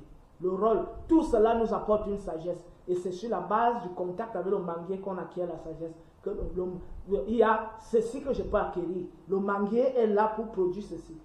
C'est à travers le contact avec le moustique qu'on sait que le danger me permet de comprendre que il y a quelque chose qui peut s'attaquer à moi et que je dois prendre les dispositions pour pouvoir me défendre. Car la naïveté, justement, consiste en ceci que, n'ayant jamais été confronté au danger, on croit que tout est parfait. Or, la vie, dans la singularisation, dans la singularité, et au sein de la multiplicité, parce que je suis une singularité, au sein de la multiplicité. La multiplicité m'apprend à prendre conscience de mes facultés. L'adversité m'apprend à prendre conscience de mes facultés et d'éveiller ces facultés afin de m'adapter dans cette diversité. C'est pour cela que le moustique existe, c'est pour cela que les piles existent, c'est pour cela que le lion existe, c'est pour ça que le serpent existe. Je dois connaître ça. Et c'est cela qu'on appelle l'éveil de conscience. L'éveil de conscience ne survient que sur le rapport que nous avons avec la réalité. Tant que nous ne sommes pas en contact avec la diversité, la conscience ne s'éveillera jamais. Donc, l'expérience dans le monde physique et charnel est une expérience qui a pour rôle l'éveil des potentialités qui sommeillent en nous, l'éveil des facultés qui sommeillent en nous et l'usage de nos organes de sens, l'usage réel de nos organes de sens. C'est pour cela que la main est né pour pouvoir toucher et saisir. C'est pour cela que les yeux se sont ouverts pour pouvoir voir. C'est pour cela que l'oreille s'est ouverte et s'est dessinée pour pouvoir capter et entendre les émissions. C'est pour cela que la bouche s'est ouverte pour émettre des sons. C'est pour cela que la langue a existé pour pouvoir sentir le goût. C'est pour cela que la peau a existé pour pouvoir percevoir le chaud et le froid. Donc tout ce qui existe a une fonction spécifique dans la réalité. Voilà donc la pensée kamique. Pour pouvoir se déplacer d'un endroit à un autre, il a fallu que les pieds surgissent. Parce que tout au départ est sphérique. Et c'est sur la base de la sphère que la main surgit, que l'autre main surgit, que le pied surgit, que la tête. Parce que tout, d'abord, l'homme commence à se former par la tête. C'est la tête qui se forme d'abord. Et après, maintenant, les autres se déploient. Cela montre quoi? Ra, la tête. Shu, tefnoun. Geb, c'est-à-dire les membres, les organes génitaux. Et Nout, le cœur. Voilà. C'est comme ça. Donc le cœur est le symbole du féminin. Le cœur est le symbole de Maat. Le cœur est le symbole de Nout. Le cœur est le symbole de la déesse Hathor. Le cœur est le symbole d'Isis, Aseta. Parce que c'est le siège des émotions, le siège du désir, le siège de l'intuition, le siège de la sensualité. Et c'est la raison pour laquelle le symbole sacré, c'est la femme. Parce qu'en même temps, la femme est aussi le symbole du sexe. En même temps, à travers la matrice, c'est-à-dire la matrice du Noun, c'est-à-dire l'utérus et le vagin. Et c'est le clitoris de la femme qui s'allonge pour devenir le pénis. Ce sont les lèvres de la femme qui se solidifient pour devenir des testicules. Et l'utérus, la femme garde l'utérus. Parce que c'est elle le secret des secrets. C'est elle la déesse Séchat qui inscrit Thoth. C'est elle la matrice primordiale Nun qui renferme Atum Ra qui va surgir plus tard. C'est elle Nout qui enveloppe Geb. C'est elle Tefnout qui enveloppe les larves primordiales. C'est pour cela qu'aujourd'hui, même aujourd'hui, la biologie dit que la vie sort de l'eau. Et ça, ce n'est pas un débat. Bon, maintenant, je ne vais pas trop m'allonger dessus. L'origine du mal chez le religieux, c'est donc un ange qui s'est rebellé et qui a chuté et qui réside sur terre. Je ne sais pas où c'est en enfer ou c'est sur terre. Mais ce qui est embarrassant, c'est que la terre, le monde que nous voyons est appelé à disparaître. Mais les seules deux choses qui ne disparaissent pas, c'est l'enfer qui est en dehors de la terre et le paradis. Sauf si on nous dit que l'enfer est sur terre. Et il faudra donc qu'on nous dise là où cet enfer est situé. On va nous dire sous la terre. Bon, ça veut dire que quand la terre va disparaître, cet enfer-là vit. Si cet enfer est sous la terre, ça veut dire qu'il y a une planète immortelle, impérissable, sous la terre. Mais si cet enfer est dans la terre, mais quand la terre va disparaître, l'enfer là, c'est comment? C'est dans une boule que dès que la terre disparaît, l'enfer commence à planer dans l'espace. Bon, bref, nous n'allons pas nous attarder dans ces absurdités. Et cette origine du mal suit donc le fait que lorsque Satan se rebelle, il chute, il vient donc rencontrer la femme, il la trompe, il la séduit et il la fait manger le fruit. Et la femme trouve que le fruit est bon, c'est-à-dire qu'il sexe d'abord avec la femme trouve que la sexualité est bonne et elle peut enseigner cette sexualité à Adam. C'est d'ailleurs la raison pour laquelle chez les gnostiques, chez certains ordres ésotériques occidentaux, la sexualité n'est pas normale. C'est-à-dire la sexualité entre l'homme et la femme. La sexualité doit se passer entre la femme ou alors l'homme et l'homme. La sexualité procréatrice n'est pas bonne parce que là, on va être égal à Dieu.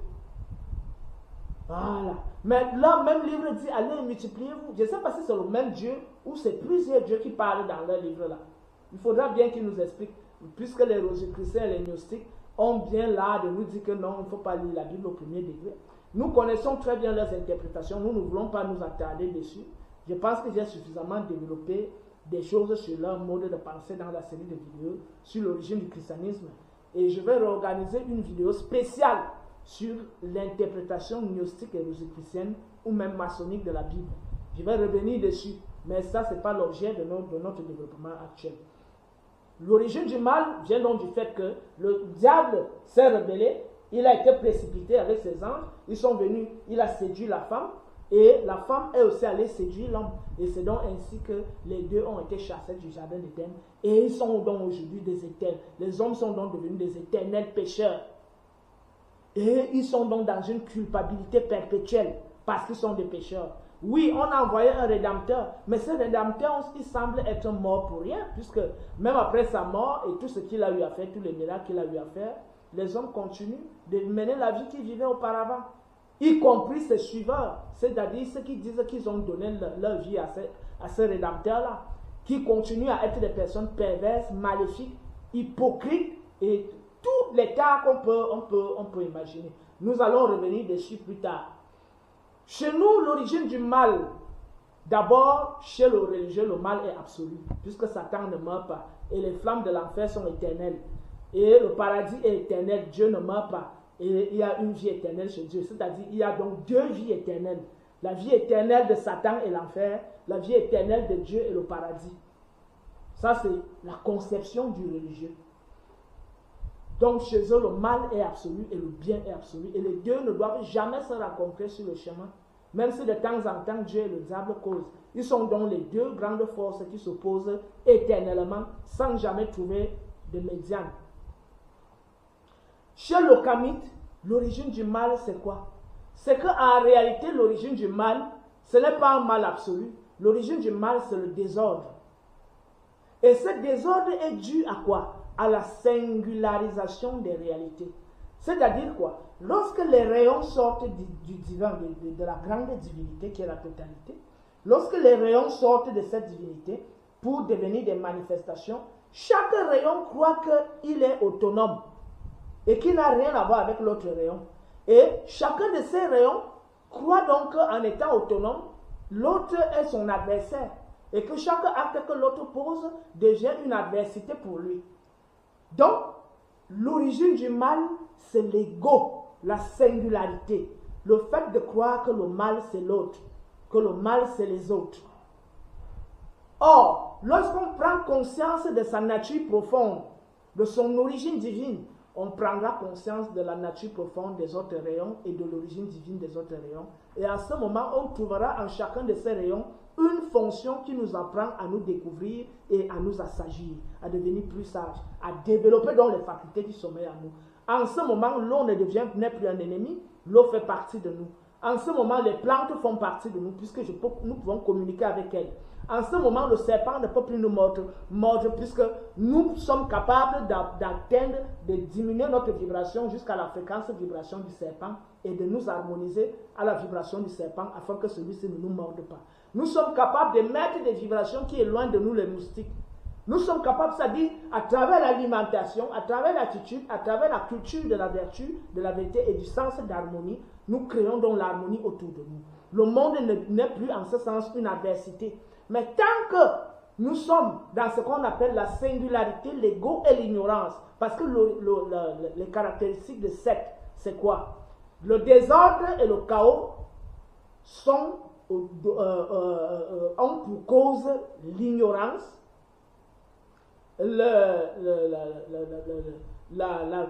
l'égocentricité, le renfermement en soi, l'absence d'écoute et l'absence de compréhension des réalités qui nous environnent, l'absence de connaissance des choses qui nous environnent et la primauté de notre être au-dessus des autres êtres. C'est ça qu'on appelle la volonté de puissance. Car la volonté de puissance n'a de sens que pour l'individu singulier qui veut s'affirmer au-dessus des autres et au détriment de l'intérêt des autres. Car volonté de puissance n'a de sens que lorsque cette volonté de puissance doit s'acquérir par tous les moyens possibles. Même s'il faut déposséder les autres de leur puissance, afin que, en volant leur puissance et leurs énergies, nous puissions accroître la nôtre et prendre le dessus sur eux. C'est d'ailleurs la logique qu'on retrouve chez les francs-maçons, bref, dans tous les sectes ésotériques et dans les religions étrangères. Donc, c'est exactement la nature des sectes. Secte n'est pas une entité qui gît en dehors du divin. Secte est le symbole, parce que secte est un symbole. Sept est un état de conscience. C'est-à-dire, sept est l'état de conscience de celui qui a encore à apprendre. C'est-à-dire, celui dont la conscience est à l'état primordial. C'est-à-dire, celui qui est encore dans ce qu'on appelle la conscience dans la jungle. La conscience en état primitif. La conscience non encore éclose. La conscience qui n'a pas encore pris conscience d'elle-même et conscience de la nécessité d'existence des autres consciences. La conscience qui ne pense qu'elle n'existe que pour elle-même et que son existence est au-dessus de l'existence des autres. Voilà l'état qu'on appelle l'état. C'est un état, c'est un niveau de conscience et c'est un symbole. Ce n'est pas un esprit qui vit dans un espace. La même chose avec Osiris. Osiris est la conscience éclose, la conscience qui régénérescente, la conscience qui donne la vie, qui perpétue la vie, la conscience qui découvre la vie, qui goûte à la vie, la conscience qui apprend à connaître. C'est la raison pour laquelle, dans la symbolique de la mort d'Osiris, Osiris accepte, après avoir expérimenté la vie, accepte d'expérimenter la mort, afin de découvrir donc ce que c'est que la mort. En réalité, c'est un état de conscience. L'état de conscience de celui qui va apprendre, de celui qui veut découvrir, de celui qui veut améliorer sa compréhension de la réalité, de celui qui veut accroître sa connaissance et sa sagesse. C'est ça la conscience Osiris. La conscience 7, c'est celui qui est encore à l'état primitif, où il croit que c'est lui qui est le centre du monde et que rien d'autre ne doit être au-dessus de lui, rien d'autre ne doit avoir du bien, rien d'autre ne doit vivre, rien d'autre ne doit éprouver le bien-être. Tant que lui, son bien-être n'est pas garanti, rien d'autre ne doit. Donc c'est l'ego. 7 est le symbole de l'ego. La conscience égoïque. Osiris est la conscience altruiste. C'est-à-dire la conscience qui s'étant découverte comme issue de la grande divinité qui est la totalité. Et ayant pris conscience que chacune des réalités, chacun des existants, chacune des consciences qui l'entourent est aussi issue de la même réalité. En ce moment-là, la convivialité naît. En ce moment, la perpétuation de la vie naît. Et enfin, c'est la conscience qui a compris que pendant un cycle de vie du corps, il faudra que ce corps soit dissolu afin que le principe qui est caché à l'intérieur de ce corps puisse se régénérer afin de muer et de muter en une autre réalité d'ordre supérieur. Voilà la conscience Osiris. Donc ce ne sont pas, Osiris n'est pas un esprit qui vit au paradis. Non. En réalité, la pensée africaine, elle est symbolique. La pensée africaine n'est pas, comment je pourrais qualifier ça? Elle n'est pas enfantine, parce que la pensée des religions abrahamiques, elle est enfantine. C'est-à-dire c'est une compréhension basique, puérile et, je dirais même imbécilisante de la réalité. Bon, maintenant, les mouvements rosicruciens et gnostiques vont nous dire que oui, on approche aussi cette interprétation. Mais sauf qu'ils sont dans une logique patriarcale. Ils parlent de Dieu le Père. Ils parlent d'un Jésus qui serait historique, qui n'a jamais existé. Ils parlent d'un Abraham, qui parle... Et tout ça, la Bible, comme je venais de le dire, est une inversion et une perversion de la pensée africaine. Réécoutez la vidéo sur le danger de l'infiltration dans le moment de la Renaissance africaine. Réécoutez la série de vidéos sur l'origine du christianisme. Réécoutez la série de vidéos sur Lumière, sur le rapport entre la supposée homosexualité entre Seth et Horus. Donc, vous réécoutez ça, vous aurez davantage d'éclaircissement là-dessus. Donc, chez nous, l'origine du mal, c'est l'état de la conscience primitive qui est encore enfermé dans son ego et dans son ignorance. Chez nous, l'origine du bien, c'est l'état de la conscience qui commence à éclore, qui commence à se découvrir, à découvrir les mystères de l'univers et qui commence à comprendre ce que c'est, tout ce qui se présente à soi et qui commence donc à pratiquer l'harmonie, le principe d'harmonie et de l'élévation. Voilà donc, et ces deux principes, ces deux états ne se contredisent pas. C'est un processus de naissance et c'est un processus d'évolution. Naître comme le bébé naît étant innocent et quand il grandit, il apprend à connaître le danger, le bien et le mal. C'est la même chose. Donc, l'état 7, c'est l'état de l'ignorance. Et l'état Osiris, c'est l'état de l'illumination. Il faut pour parler, pour que tout le monde pour qu'on se comprenne. Il n'y a donc pas chez nous un mal absolu et un bien absolu. Le bien est relatif en fonction du niveau d'évolution ou du niveau d'involution. Quand j'ai terminé le développement sur la conception du bien et du mal, je vais donc attaquer le 4e point, le rapport à la vie et à l'existence. Chez le religieux a un rapport essentiellement pessimiste et catastrophique et une logique de dépendance avec la réalité.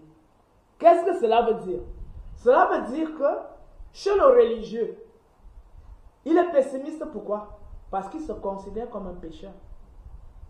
Donc le religieux, dès que lui prend déjà conscience, lui sait que lui il est déjà un pécheur. Donc il commence déjà à se culpabiliser sans avoir même commis un péché, sans avoir pris conscience. Parce qu'en réalité, il faudra qu'on me dise, quand le bébé naît là, il a commis quel péché? Il a fait du mal à qui? Vous allez dire que quand il naissait là, le fait de sortir de l'utérus de sa mère et du vagin de sa mère, c'est ça le mal? Bon, si c'est ça le mal, tant mieux, mais est-ce qu'il est conscient qu'il fait du mal? Comment le mal peut-il être mal sans un acte conscient? D'ailleurs même, vous qui considérez qu'il fait du mal à sa mère, mais sa mère est contente de porter son bébé. La naissance du bébé pour la mère est un bien. C'est une grande joie, c'est pour ça qu'on célèbre la naissance. Et toutes les choses vont toujours de pair. Le bien s'acquiert par la douleur et la douleur produit le bien. Net comme l'acte sexuel. Lorsque l'homme pénètre la femme, elle éprouve les deux sensations. C'est bon, ça fait mal, mais c'est bon. Ça, la femme qui connaît déjà l'homme comprend très bien ce que je dis. Donc, rien ne va sans l'autre. Même quand on mâche la nourriture, elle est bonne, elle est délicieuse dans la bouche, mais à un certain moment, les mâchoires commencent à nous faire mal. Même quand on croit qu'on veut dormir, on veut se reposer. Mais quand on dort à un certain moment, quand on se couche pendant 1 heure de temps, l'épaule commence à faire mal. On est obligé de se retourner. Donc, il n'y a rien que l'on puisse acquérir sans éprouver une douleur. Ce sont les réalités qui reposent sur le principe de polarité. Les choses vont toujours une contre l'autre, mais pour produire une singularité. Parce que les deux choses sortent d'une première singularité, elles se polarisent et pour s'unir plus tard. C'est ça qui constitue l'arbre de l'ADN. C'est ça. Donc, quand vous avez compris que chez le religieux, il est pessimiste parce qu'il se considère comme un pécheur. Et, comme je venais de le dire, considérer un nouveau-né comme un pécheur, je crois que, je ne sais pas comment expliquer ça. J'amène juste ça à votre réflexion. Le nouveau-né n'a rien fait de mal à quelqu'un. Il est innocent. Parce qu'on suppose que pour pouvoir corriger quelqu'un, il faudrait au moins qu'il ait la conscience des actes qu'il pose. Mais en quoi le nouveau-né est-il pécheur? Il porte le péché dans ses gènes. Ah oui, c'est ce que vous allez nous dire. Mais je voulais aussi préciser une chose. Mais il y a des enfants qui sont élevés et qui, toute leur vie, s'évertuent à faire du bien. Et il y a d'autres qui sont élevés même dans les couvents, dans les écoles coraniques et dans les petits séminaires, grands séminaires, qui sont des éternels malfaiteurs. Nous nous retrouvons chez le pape qui a légalisé la traite négrière, notamment Nicolas V. Nous nous retrouvons chez les Tchèques et les imams qui ont ordonné le massacre des Noirs pour l'expansion de l'islam. Nous nous retrouvons chez les rabbins et autres qui ont décidé de massacrer les Esséniens et de massacrer les autres mouvements judaïques qui voulaient concurrencer le pharisaïsme. Donc, si au nom de Dieu, au nom de la vertu, on tue, ça veut dire que même ceux qui sont présentés comme des modèles, et même avec les pasteurs qui divisent les familles, qui couchent avec les femmes mariées, qui séparent les hommes de leurs femmes, qui séparent les filles de leur père, etc. Mais ils sont qualifiés d'hommes de Dieu.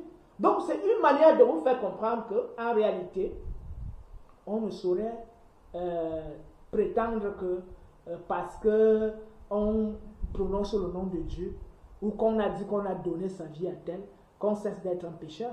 Parce qu'on pêche tous les jours. D'après la pensée des religieux. On pêche en pensée, en omission, en parole, en acte, et tout ça. On pêche. Donc même après avoir donné la vie à Jésus, on continue d'offenser les gens. On continue de faire du mal aux gens. Donc ce n'est pas en prétendant qu'on est né de nouveau et qu'on a donné la vie à Jésus qu'on devient quelqu'un qui ne fait plus du mal aux autres. Donc c'est une illusion. Je pense que le nouveau-né est même plus parfait que ceux qui donnent leur vie à Jésus. Parce qu'au moins, le nouveau-né ne fait pas du mal aux gens. Mais ceux qui donnent leur vie à Jésus sont les plus grands malfaiteurs de tous les malfaiteurs. Donc, le religieux demeure par conséquent dans une pensée pessimiste. Pourquoi? Parce que même quand il donne sa vie à Jésus, il continue de faire du mal aux gens. Donc, leur logique est essentielle. Leur rapport à la vie et à l'existence est essentiellement pessimiste. Parce qu'eux-mêmes savent que jamais ils n'améliorent leur nature intime. Parce que toujours le mal, c'est les autres. Le mal vient toujours des autres. Le mal ne vient jamais de soi-même. Pendant que le kami, lorsqu'il est en rapport avec la vie et avec l'existence, il cherche d'abord à rentrer en lui, à s'examiner lui-même, à se corriger, à s'améliorer, à se perfectionner. Parce que lorsqu'il rencontre l'adversité, il est attaqué par les moustiques, il est attaqué par ses semblables, il est attaqué par les serpents, il est attaqué. Comment faire pour créer l'harmonie autour de moi? C'est en cela donc que le kami commence à se découvrir, à apprendre à se connaître, apprendre à connaître la nature et apprendre à découvrir les mystères cachés de la divinité. Vous voyez les deux attitudes, les deux étapes psychologiques. L'étape psychologique du religieux qui est déjà né avec un péché et qui, même en donnant sa vie à Jésus, continue de faire du mal, c'est-à-dire qu'il ne va jamais atteindre un état de quiétude et un état d'harmonie, puisqu'il demeure un éternel malfaiteur et un éternel pécheur, même après avoir donné sa vie à Jésus. Il a donc un rapport pessimiste à la vie, et par conséquent, il a un rapport catastrophique à la vie. Ça veut dire que chaque jour, il rencontre du malheur, parce que lui, se sentant éternellement pécheur, même après avoir donné sa vie à Jésus, et lui, ayant un rapport toujours conflictuel aux autres, à ses semblables et à la nature, se rend compte que le mal vient toujours des autres. Mais il ne prend jamais conscience du fait que le mal vient de lui. Donc la catastrophe est issue du fait qu'à chaque instant, il va toujours rencontrer un malheur. Donc il a toujours peur même de sortir, peur de rencontrer une nouvelle personne, peur de goûter à la vie, peur de découvrir. Il a peur de tout. Il a même peur de la connaissance. Parce que d'après lui, en cherchant à connaître, il va chercher à être égal à Dieu. En cherchant à comprendre même les écrits qu'on lui présente comme les écrits sacrés, il va commencer à défier Dieu parce qu'il ne doit pas réfléchir. Il doit juste accepter ce que le livre l'a dit. Donc, mais je précise quelque chose de très très particulier. Ils nous disent que, je vais d'abord taire ça, je vais revenir sur ça en ce qui concerne l'accès à la vérité, puisqu'on va parler de ça. Je risque d'anticiper, je risque de brûler les étapes. Donc le rapport du religieux à la vie est un rapport pessimiste, catastrophique. Et le religieux cultive par conséquent, puisque le mal c'est toujours les autres, et que le bien, le mal est d'un côté, Satan, avec ses agents, les serviteurs de Satan, ceux qui lui font du mal, ce sont les agents de Satan. Et de l'autre côté, le bien est de l'autre côté, c'est-à-dire ceux qui sont les agents de Jésus, hein, dont le Père est Yahweh, hein, c'est eux qui deviennent donc ses maîtres.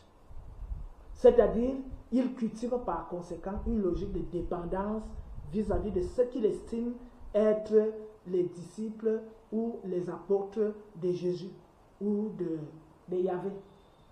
Ils cultivent donc ce qu'on appelle une logique de dépendance. Pourquoi? Il donne sa vie.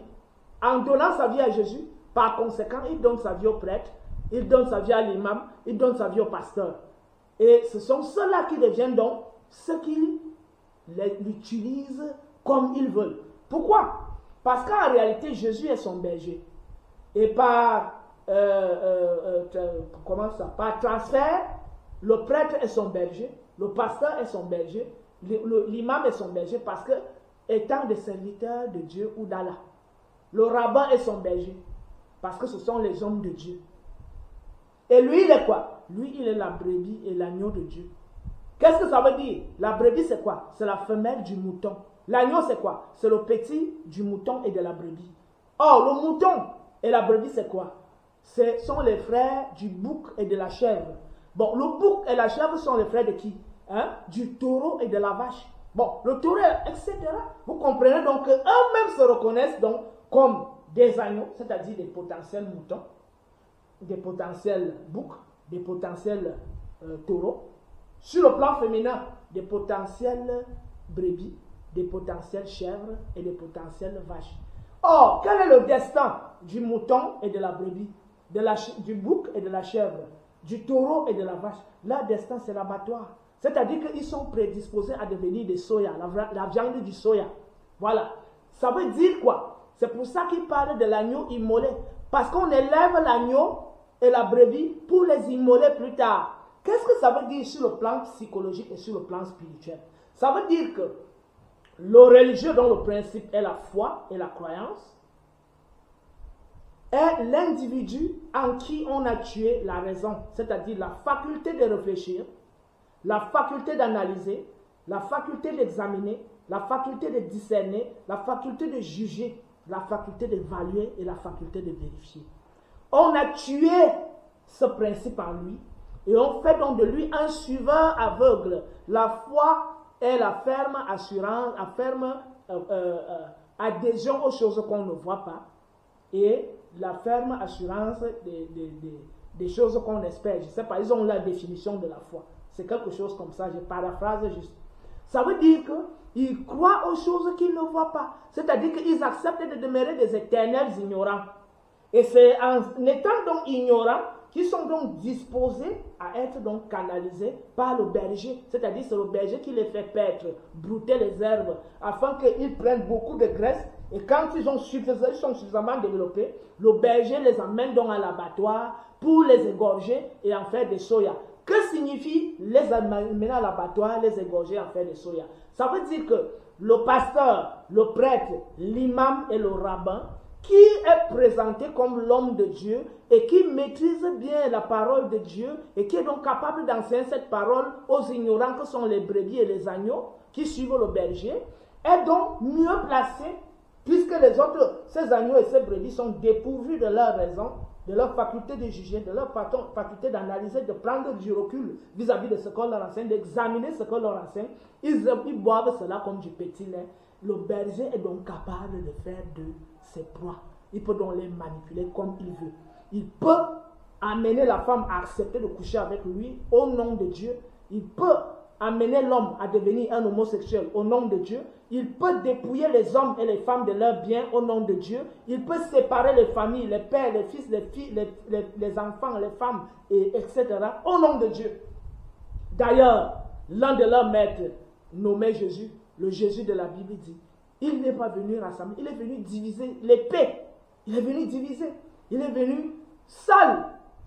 Ceux qui abandonnent leur père, leur mère, leurs fils, leurs enfants sont appelés fils de Dieu. Je vais lire un extrait de l'évangile d'un prêtre pendant un deuil. Il dit, voici ce qu'il dit. Celui qui ne peut pas renoncer à son père, à sa mère, à sa femme et ses enfants ne peut être mon disciple. Et c'est Jésus qui dit ça.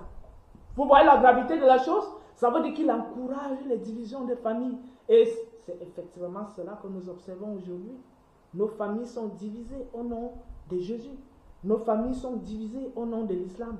Nos familles sont divisées au nom du judaïsme, qui ne sont pas notre affaire, mais qu'on est venu nous imposer à nous.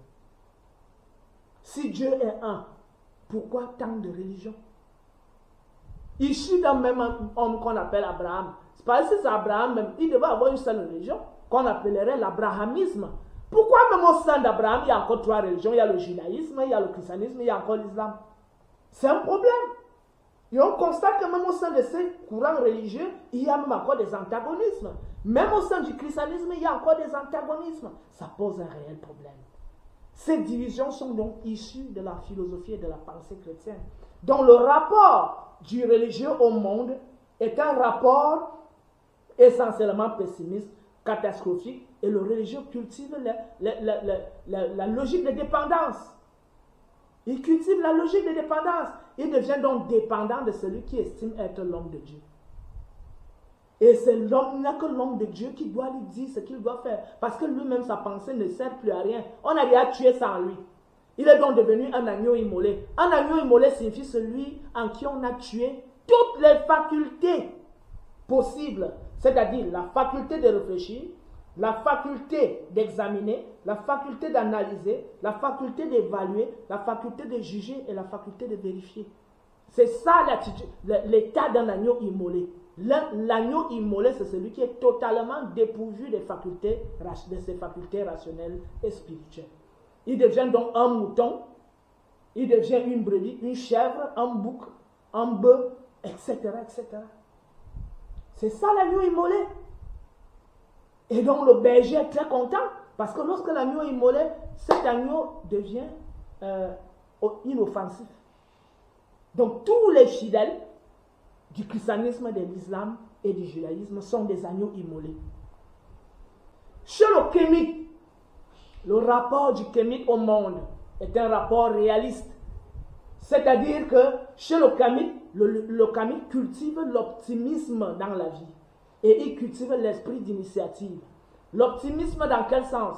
Chez le kémite, il y a une maxime fondamentale qui dit « Quand tu ne connais pas, apprends ». Chez le kémite, il n'y a pas « Crois seulement à ce que les écrits disent ». Crois en Jésus, crois en Dieu, crois en ce que le pasteur dit, crois en ce que le prêtre dit, crois en ce que le rabbin dit, crois en ce que l'imam dit. Non! Chez le kémite, c'est que quand tu ne connais pas, il faut apprendre. Et on apprend comment? Le premier niveau d'apprentissage, c'est l'observation. C'est l'écoute aussi, bien évidemment.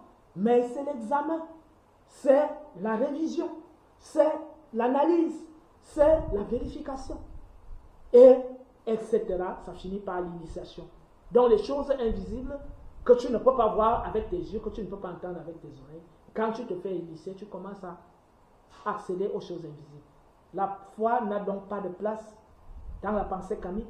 La croyance n'a pas de place dans la pensée kamique. Parce que chez le kamique, quand il ne connaît pas, il ne croit pas, il apprend, il cherche à connaître. Donc, quand on a compris ça, c'est ça qui cultive l'esprit d'optimisme. Parce que quand le kamique avance, avant de poser le pied, il cherche d'abord à vérifier où il pose le pied. S'il n'y a pas les épines, s'il n'y a pas un fossé là-dedans, s'il n'y a pas un serpent qui va le mordre. Quand il porte lumière sur l'endroit où il va poser le pied, en ce moment, il est sûr qu'il avance sans danger.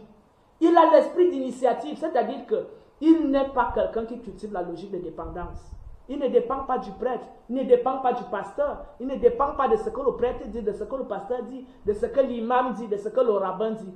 Il dépend de ce que l'apprentissage lui confère pour gérer sa propre vie. Le kamite, c'est quelqu'un qui sait que pour me soigner, je dois apprendre à connaître les plantes. Pour être en équilibre avec l'univers, je dois apprendre à connaître la nature de l'eau, la nature de la terre, la nature du feu, la nature de l'air, la nature du soleil, la nature de la lune, la nature des étoiles. Je dois apprendre à aimer, respecter mes parents. Je dois apprendre à être en phase avec ma communauté. Je dois apprendre à aimer les autres, apprendre à connaître les autres. Donc le kamite a l'esprit d'initiative, c'est-à-dire la volonté d'apprendre, la volonté de découvrir et la fierté de découvrir. La fierté de devenir celui qui connaît et celui qui est sage. Donc cet esprit d'initiative procure au kamite ce qu'on appelle la logique de dépendance. Quand le kamite sent qu'il est déjà malade, il sait que je peux cueillir telle herbe. Ou alors quand la lune vient comme ça, je me mets dans telle disposition pour que ces ondes viennent plutôt me purifier que me souiller. Ou alors il sait qu'à telle période de la journée, je ne dois pas faire ça. À telle période du mois, quand la lune est comme ça, je dois éviter de faire ça. Donc, il a l'esprit d'initiative, il cultive la logique d'indépendance. Pourquoi? Parce qu'il connaît, il sait où il va, il sait ce qu'il doit faire à telle heure, à tel moment, à telle période du mois, ce qu'il doit manger, ce qu'il ne doit pas manger, comment il doit respirer, comment il doit se coucher, comment il doit explorer ses rêves. Il ne nie pas la présence du divin, mais comme il sait qu'il a une parcelle du divin et que tout ce qui l'entoure est divin, il apprend donc à être en harmonie avec le divin qui en même temps est manifesté et qui est aussi invisible. Voilà donc la logique du kamite qui est une logique optimiste et un esprit d'initiative. Le cinquième point, c'est le rapport à la nature. Chez le religieux, le rapport à la nature est un rapport chosiste. Pourquoi? Parce que Dieu est en dehors de la nature. Dieu a créé la nature. Donc la nature est à part et Dieu est à part. Puisque la nature est périssable. Ça veut dire que cette nature, Dieu a même encore dit dans leur livre sacré qu'on appelle la Bible, il a dit que je soumets tout ce que j'ai créé là à ton autorité. Ça veut dire que la nature est sous la domination de l'homme. L'homme peut donc en faire ce qu'il veut. Il en fait une chose exploitable à gré, manipulable à gré. Il peut même aller jusqu'à la détruire. Pourquoi? Parce qu'il est le maître de la nature. Il est de tous les existants, l'existence supérieure à tous les existants. Et il ne connaît même pas l'interconnexion, l'interdépendance qui existe entre lui et ce qu'il considère comme une nature banale qu'il peut banaliser. Donc pour lui, la nature est une chose qui ne sert qu'à l'exploitation. Et c'est à cela que la science occidentale a abouti, avec ce sous-jacent religieux. Vous voyez comment la pensée religieuse a moulé la découverte scientifique occidentale. Par contre, la pensée scientifique africaine est une pensée inclusive, harmonieuse. Et vous constatez aujourd'hui que la trajectoire scientifique occidentale nous mène vers les catastrophes. Et c'est la raison pour laquelle ils prennent aujourd'hui conscience qu'ils sont en train d'aller vers la catastrophe. D'où donc la résurgence des débats sur le climat, la préservation de l'environnement, la protection de l'environnement. Mais pourquoi prennent-ils conscience aujourd'hui? Parce qu'ils ont compris que même leur pensée religieuse les conduisait à l'erreur. Vous voyez? Donc les fondements même de leur religion sont bâtis sur les sables mouvants, sur l'imbécilité. Et aujourd'hui, ils se rendent compte que même cette religion les entraînait à commettre des erreurs. L'homme ne peut pas être maître et possesseur de la nature. L'homme, dans la pensée kamique, qui est-il? L'homme est un maillon du grand engrenage qu'on appelle la nature. L'homme, avant d'être un maillon, il est d'abord un rejeton. Parce que l'herbe peut exister sans l'homme, mais l'homme ne peut pas exister sans l'herbe. Puisqu'il y a une période où les végétaux existaient sans la présence des humains. Même aujourd'hui, même si tous les hommes meurent, les plantes vont continuer de vivre. Mais si toutes les plantes meurent, tous les hommes vont mourir automatiquement. Pourquoi? Parce que c'est grâce aux plantes qu'on se soigne. C'est grâce aux plantes qu'on se nourrit. C'est grâce aux plantes qu'on produit ce qu'on appelle la photosynthèse, qui nous sert à respirer. Donc les plantes nous conditionnent. La plante peut vivre sans nous. Hein? L'or, le diamant, tout ça, ça peut vivre sans nous. Mais nous, on ne peut pas vivre sans ça. Pourquoi? Parce que ce sont les minéraux. Et les minéraux peuvent vivre sans les plantes. Parce que les plantes se nourrissent des minéraux. Donc même les minéraux conditionnent les plantes. Et à leur tour, les plantes conditionnent les animaux. Vous voyez donc que ce qu'on méprise, ce qu'on trouve comme des choses, des objets, nous conditionne. Comment pourrait donc être des maîtres alors que nous dépendons de ça? S'il n'y a plus de plantes, comment allons-nous respirer? S'il n'y a plus de plantes, qu'est-ce que nous allons manger? S'il n'y a plus de plantes, comment allons-nous soigner? Tous les comprimés que vous voyez là, ce sont les plantes. Les vaccins, tout ça, c'est les plantes, c'est l'eau. Vous comprenez donc que même ces livres que les autres traitent de sacré, les religieux, la Bible, le Coran traitent de sacré, ce sont des livres qui nous ont conduits vers des erreurs. Aujourd'hui, les Occidentaux ouvrent les yeux. Donc, pour le religieux, le rapport à la nature est un rapport chosiste, parce que la nature est une chose pour lui qu'il faut exploiter. D'où la grave erreur que nous constatons aujourd'hui. Chez le kamite, le rapport à la nature, il est harmonieux. Pourquoi? Parce que le kamite, c'est qu'il est un rejeton de la nature. Parce que le kamite, c'est qu'il est un sous-ensemble de la nature. Parce que le kamite, c'est qu'entre lui et la nature, il y a ce qu'on appelle interdépendance.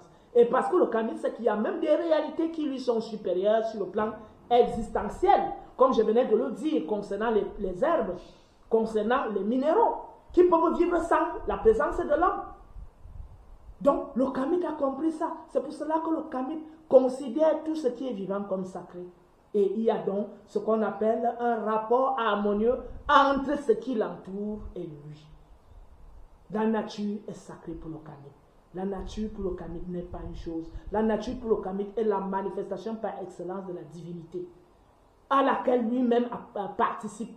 Parce que lui-même, il a une parcelle divine, autant que l'arbre, autant que l'herbe, autant que la terre, autant que l'eau, autant que le soleil, autant que...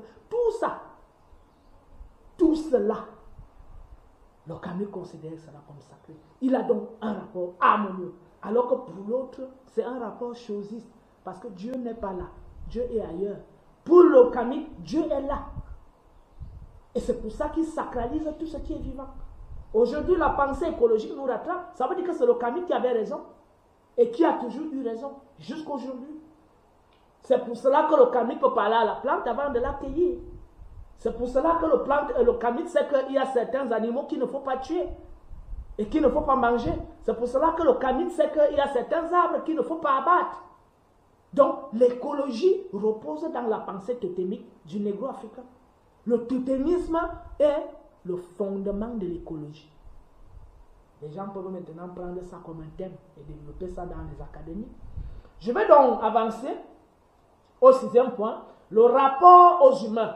Quel est le rapport du religieux aux humains? Chez le religieux, le rapport, il est exclusiviste. Pourquoi? Parce que chez le religieux, si tu n'es pas fils d'Israël, hein, Israël qui est le peuple élu, tu es un peuple maudit. Parce qu'il y a le peuple élu, qui est Israël, pour le judaïsme, et le peuple maudit, c'est-à-dire les autres peuples. Pour le chrétien, si tu n'es pas disciple de Jésus, si tu n'as pas donné ta vie à Jésus, tu es un serviteur de Satan, du diable. Et donc tu es voué à l'enfer. Donc même Dieu ne va pas te connaître. Parce que tu connaîtras la vérité t'affranchira. Pourquoi? Parce que je suis le chemin, la vérité et la vie. Nul ne peut aller au Père sans passer par moi. Donc quiconque n'est pas avec Jésus est avec le diable. C'est ça pour le religieux, pour le chrétien. Pour le musulman, c'est qui? Si tu ne suis pas la vérité révélée à Mohammed, hein, dans le Coran là, que Allah a révélé la vérité à Mohammed et Mohammed a écrit le Saint-Coran. Si tu n'es pas là-bas, tu es un impie. C'est pour cela que Pharaon, c'est un démon. C'est pour ça que le livre des morts des anciens Israël, c'est le livre des impies. Parce que le vrai livre où Dieu a parlé, le livre accompli, la mission divine accomplie, c'est le Coran. Donc si tu n'es pas avec Allah, Mohammed et le Coran, tu es un impie. Et il faut te faire passer à ce qu'on appelle la fatwa. C'est-à-dire qu'on doit soit te lapider, soit te pendre, soit t'égorger. Parce que tu es un impie. Et vous pouvez donc comprendre la logique de la guerre saine, qui a décimé des dizaines de millions de Noirs en Afrique pour que l'islam s'installe en Afrique. Il a fallu que des dizaines de millions de Noirs meurent au nom de cette histoire d'impie. C'est-à-dire que si vous n'êtes pas, comme on dit là, vous êtes des personnes à abattre. Soit vous acceptez ce qu'on vous dit, d'accepter la vérité du Coran et de vous soumettre à Allah, soit on vous tue. Voilà la raison pour laquelle des dizaines de millions de Noirs ont été décimés et d'autres réduits en esclavage au nom de la religion. Vous voyez donc que c'est une logique exclusiviste. Si tu n'es pas issu du peuple d'Israël, tu es un peuple maudit. Si tu n'es pas le suiveur, tu n'as pas donné ta vie à Jésus, tu es avec le Satan, donc on doit s'éloigner de toi. Si tu n'es pas avec le Coran, Mohammed et Allah, tu es un impie. Soit tu acceptes, soit on te tue. Donc une logique exclusiviste. Ensuite, une logique ségrégationniste, c'est-à-dire que vous êtes de votre camp, parce que vous n'êtes pas avec nous. Et une logique individualiste, c'est-à-dire quoi? Ça veut dire que si dans ma famille, moi je deviens donc un judaïste, ou un chrétien, ou un musulman, je dois me séparer de mon père qui ne l'est pas, de ma mère qui ne l'est pas, de mes frères et sœurs qui ne le sont pas, de mes tantes et oncles qui ne le sont pas, de mes cousins et cousines qui ne le sont pas. Pour faire quoi? Me retrouver dans les congrégations des pratiquants du judaïsme, dans les congrégations des pratiquants, des suiveurs de Jésus, des disciples de Jésus et des fils de Dieu, des serviteurs de Dieu. Et de l'autre côté, dans les congrégations des suiveurs de Mohammed et des praticiens de la doctrine du Coran. Ça veut dire qu'on sépare donc les hommes de leur peuple originaire, de leur souche traditionnelle, de leur sagesse traditionnelle, de leur spiritualité collective, pour aller, c'est-à-dire enlever chacun, retirer chacun de ce grand ensemble, pour aller les amener dans les regroupements qui profitent à qui? Qui profitent aux monarchies du Golfe pour l'islam. Qui profite à qui? Qui profite à Israël pour le judaïsme. Qui profite à qui? Qui profite toujours à Israël et au Vatican et au mouvement maçonnique, notamment les églises de sommeil, pentecôtistes et autres, qui profitent à eux. Donc, l'Afrique est démantelée, dépecée à cause de ces religions. Les individus quittent donc leur socle originel pour aller se greffer au socle artificiel créé par les Arabes d'une part, les Hébreux et les Romains d'autre part. Voilà le grand drame dans lequel l'homme noir se retrouve. Donc la logique du religieux, qui n'est plus un noir, qui n'est qu'un noir de peau, mais dans la conscience, il est devenu un arabe, il est devenu un juif, il est devenu un romain. Et donc, ils vivent dans une logique exclusiviste, ségrégationniste et individualiste. Pourquoi? Parce qu'il y a le peuple élu. Pourquoi? Parce qu'il y a les suiveurs de Allah, du Coran. Et pourquoi? Parce qu'il y a le fils élu de Dieu. Et celui qui ne suit pas le fils élu est le suiveur du diable. Chez le Kamite, la logique, elle est comment? Chez le Kamite, le rapport aux humains est un rapport inclusiviste, un rapport communautariste. Et comment le justifions-nous? Parce que lorsque nous avons été attaqués par les Hyksos, nous les avons combattus, certes, mais à la longue, quand on a gagné la guerre, on a pris certains d'entre eux, on les a introduits. Avant même ça, on leur avait déjà accordé l'hospitalité. C'est suite à cette hospitalité excessive qu'ils ont commencé donc à venir en masse jusqu'à prendre possession de nos terres en frontière avec la Méditerranée. C'est la période de l'invasion Hyksos. Ça commence d'abord quand on leur accorde l'hospitalité. Ils viennent, on leur apprend à se laver, on leur apprend à se circoncire, on leur apprend à partager, on leur enseigne les principes de la marque et on leur donne nos filles. Ils en ont donc profité pour dire que chez ces gens, la vie est belle, on va rester, on cale là maintenant, on prend le pouvoir pour les commander. C'est la même chose qu'ils ont fait avec les Sumériens, les premiers Sumériens qui étaient des Noirs. C'est la même chose qu'ils ont fait avec les premiers Asiatiques qui ont habité la vallée du Xinjiang qui étaient des Noirs. C'est la même chose qu'ils ont fait avec les Dravidiens de l'Inde. Donc, c'est la même chose qu'ils sont venus faire, qu'ils ont voulu commencer à faire au début, autour de 1700 avant l'ère actuelle, avec l'invasion Hyksos. Et c'est la même chose qu'ils ont perpétué à travers les multiples attaques des Assyriens, des Babyloniens, et plus tard de la coalition assyro-babylonienne, et plus tard, sans oublier les Libyens qui nous combattaient constamment. Ces Libyens qui ne sont rien d'autre que des Sémites toujours, venus de la zone de Syrie et autres. Sans oublier l'attaque des Perses, l'attaque des Grecs, l'attaque des Romains, plus tard l'attaque des Arabes, et jusqu'à aujourd'hui, ces attaques se perpétuent. Malgré toutes ces attaques, l'homme noir a gardé le sens d'hospitalité, qu'il avait toujours dès le départ. Constatez aujourd'hui, nous continuons de donner nos filles et nos fils en mariage aux Blancs et aux Blanches. Nous continuons d'accueillir les Blancs et les Blanches et les Arabes et les Sémites chez nous pour exploiter nos terres. Nous continuons parfois même de les introniser chefs. Chez nous, il y a une Blanche qu'on a intronisée chef chez les Boulous.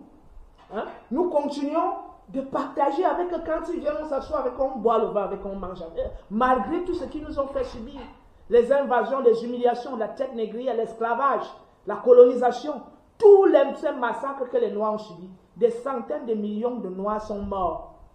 Mais jusqu'à aujourd'hui, nous continuons d'être accueillants.